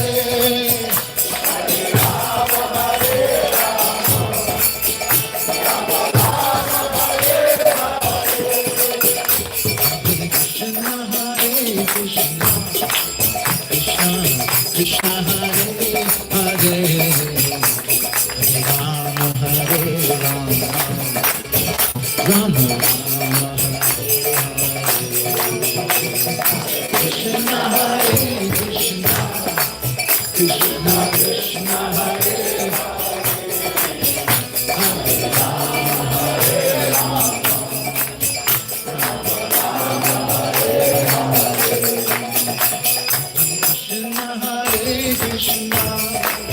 Krishna Krishna, Hare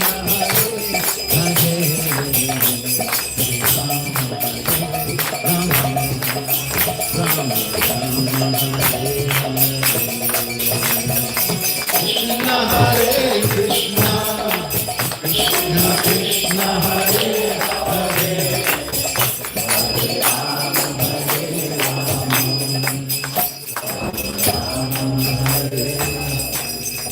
Let's do what we did on the first day. Everybody, close your eyes, put your hands in the air. You really want to call out. Shri Shri Radharani. Hare Krishna, Hare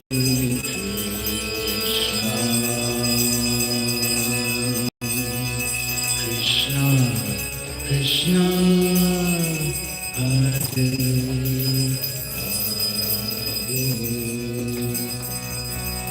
Hare Rama, Hare Rama,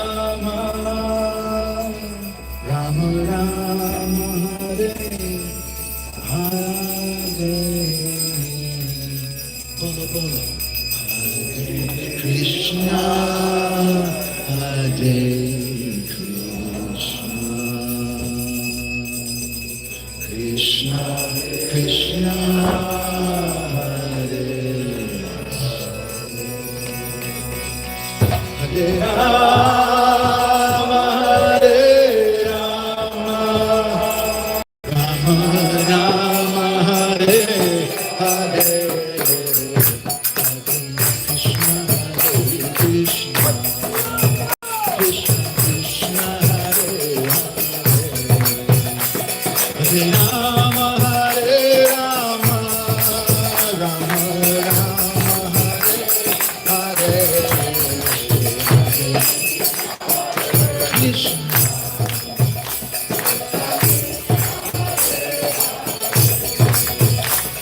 Hare Rama, Hare Rama, Rama Rama,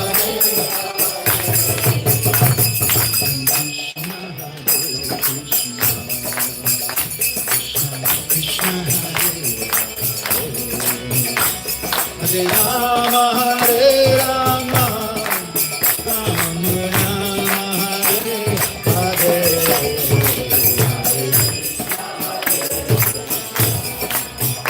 Krishna, Krishna, Hare Hare Rama, Hare Rama, Rama Rama, Hare Krishna, Hare Krishna, Krishna Krishna, Hare Hare, Hare Rama, Hare Rama, Rama Rama, Hare Hare. Krishna, Krishna Krishna, Hare Hare, Hare Rama, Hare Rama,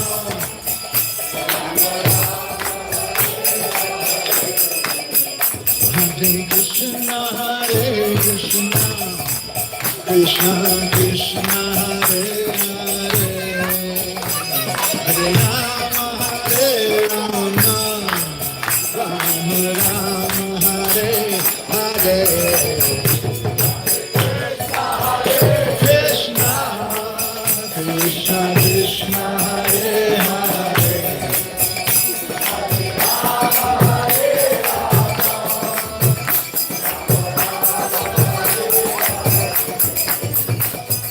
Krishna, Hare Krishna, Krishna Krishna, Hare Hare, Hare Rama, Hare Rama, Rama Rama, Hare Hare.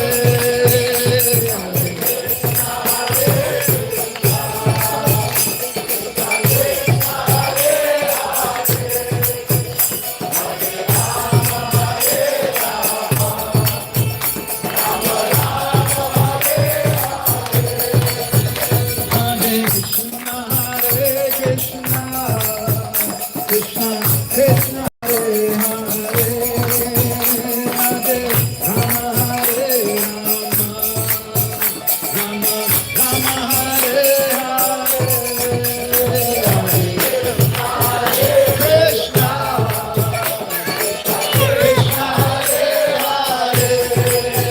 Hare Rama, Hare Rama, Rama Rama, Hare Hare. Krishna, Krishna, Hare Rama, Hare Hare Krishna, Hare Krishna, Krishna Krishna, Hare Hare, Hare Rama, Hare Rama,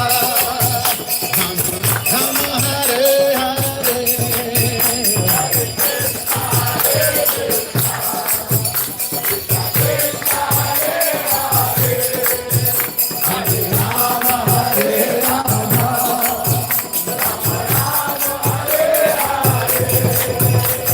Krishna, Hare Krishna, Krishna Krishna, Hare Hare, Hare Rama, Hare Rama, Rama Hare Hare. Krishna, Krishna Krishna, Hare Hare, Hare Rama,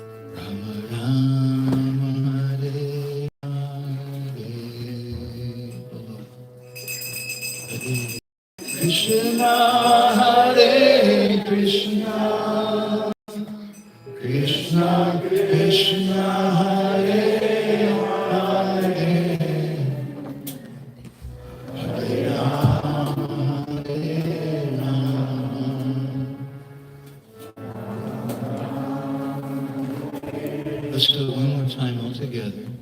And this time it's a kind of a prayer to Srila Prabhupada saying thank you. Hare Krishna, Hare Krishna, Krishna Krishna, Hare Hare, Hare Rama, Hare Rama,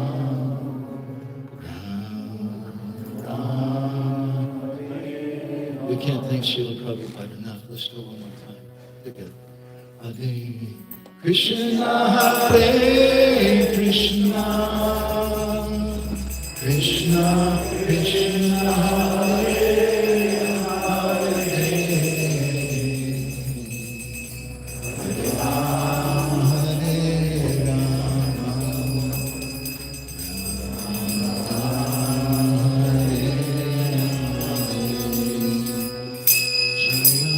Prabhupada, Prabhupada,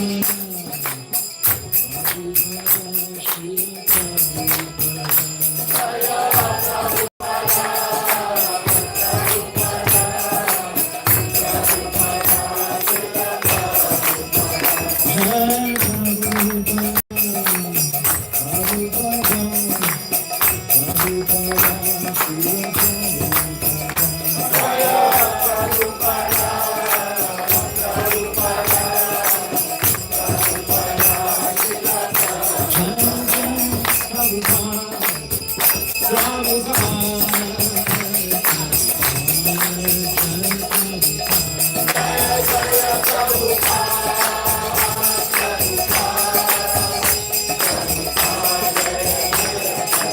Jai Jai Prabhupada, Prabhupada,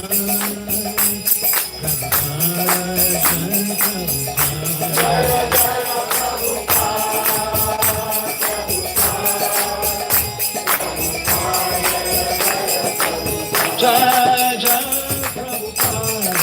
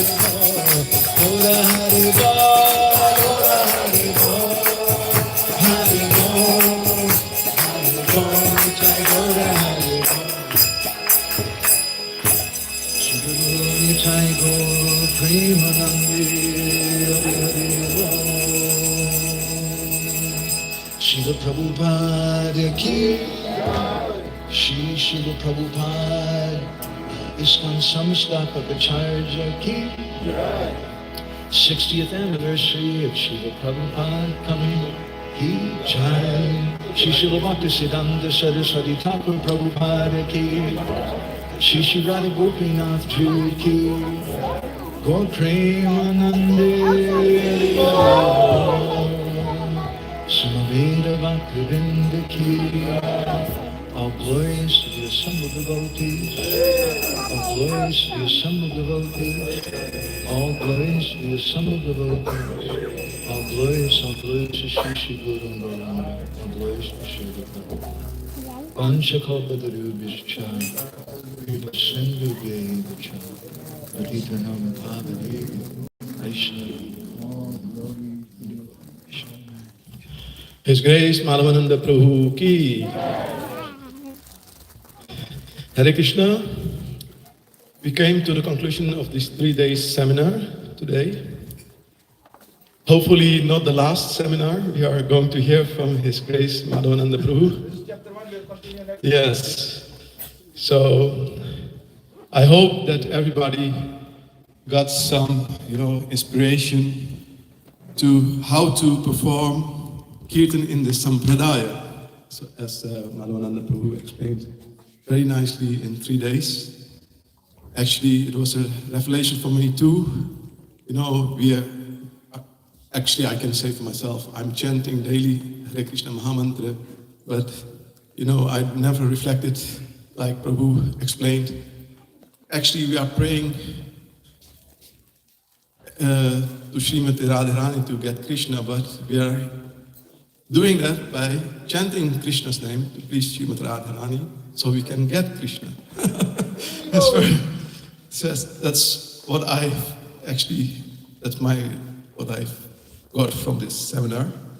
And I hope that everybody has gained something to come closer to this object, Radha Krishna Prem. And we want to thank His Grace Madhavananda Prabhu heartfully, that he came, made some time to give us some alignment in this topic. And we also want to thank all the devotees who has made this seminar possible in each of every way. They have contributed to this seminar. I want to thank Anandajit Prabhu, greatly, because he is the one who was the motor behind this.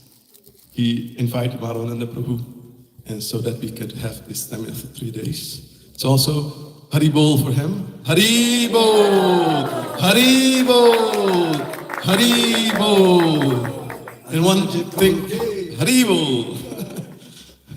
One more thing, Anandajit Prabhu, he is organizing these things. He doesn't want to say this.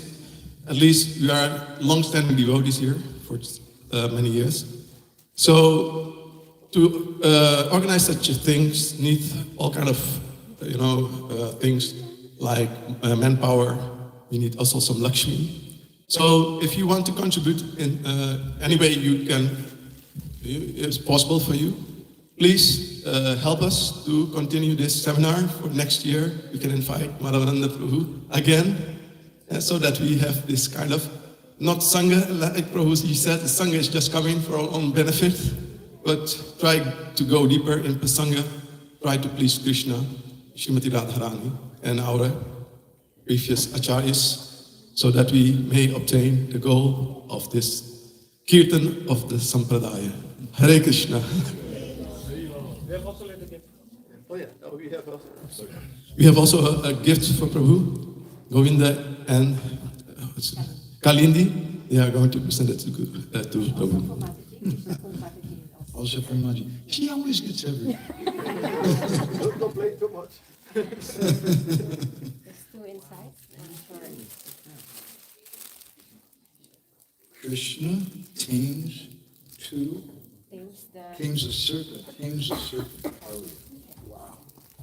That's pretty cool. The other side is Jai Jagan. These are bags? Yeah, these are bags. And the Kalia one was made by Govind. Really? Yeah. Wow. Hare Krishna. You want me to distribute prasad? Yes, we would like to invite all the devotees to come forward to get some sweets from Madhavananda Prabhu. Just a minute. I'm a little embarrassed. It's right in front of Jai Gopal. It's very senior. This is not, I'm not like some person. I have a doubt about this, okay? Now, let me tell you a little story, okay? When I came here, I was watching everything, trying to figure out who the real actors are. And I came and I saw this really passionate, intense guy, Anandajit Prabhu, running around, doing everything. And so I thought, he's the guy.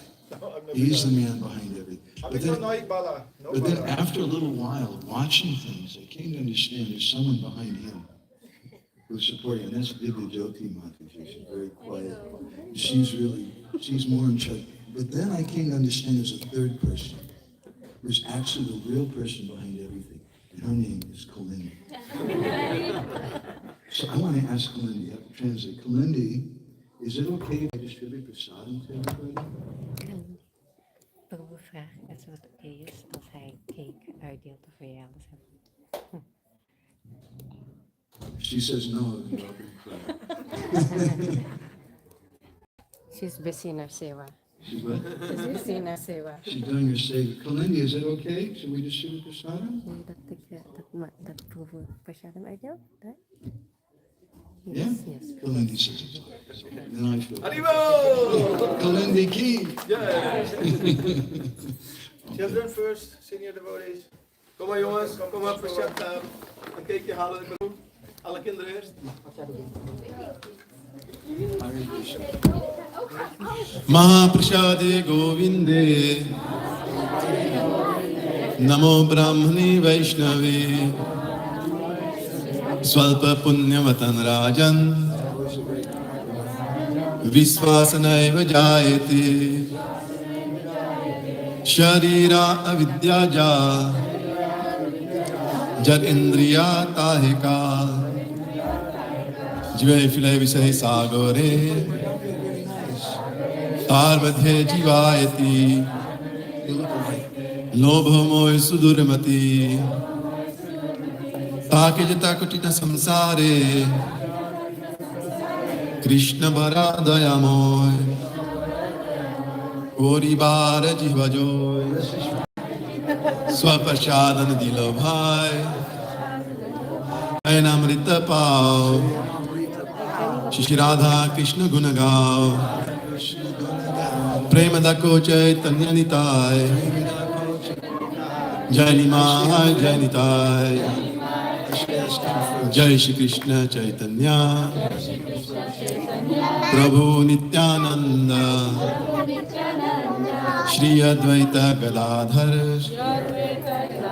Shivasadi Gaura Bhakta Vrinda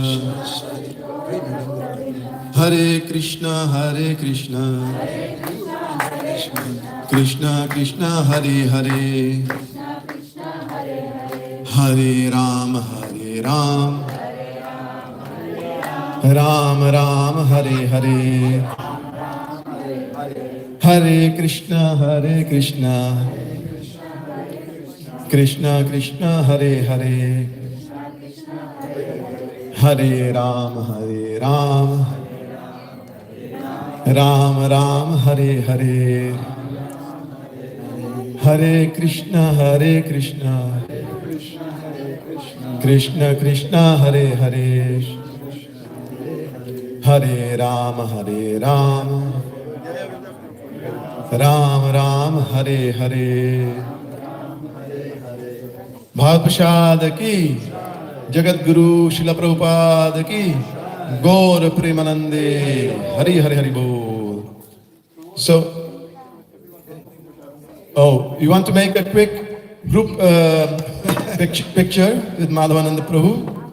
So, after that we will have prasadam in this room next door here. But please don't leave this room. We are going to take a picture first. Yes? Group picture. You know little before, right? I'm going to check and make sure.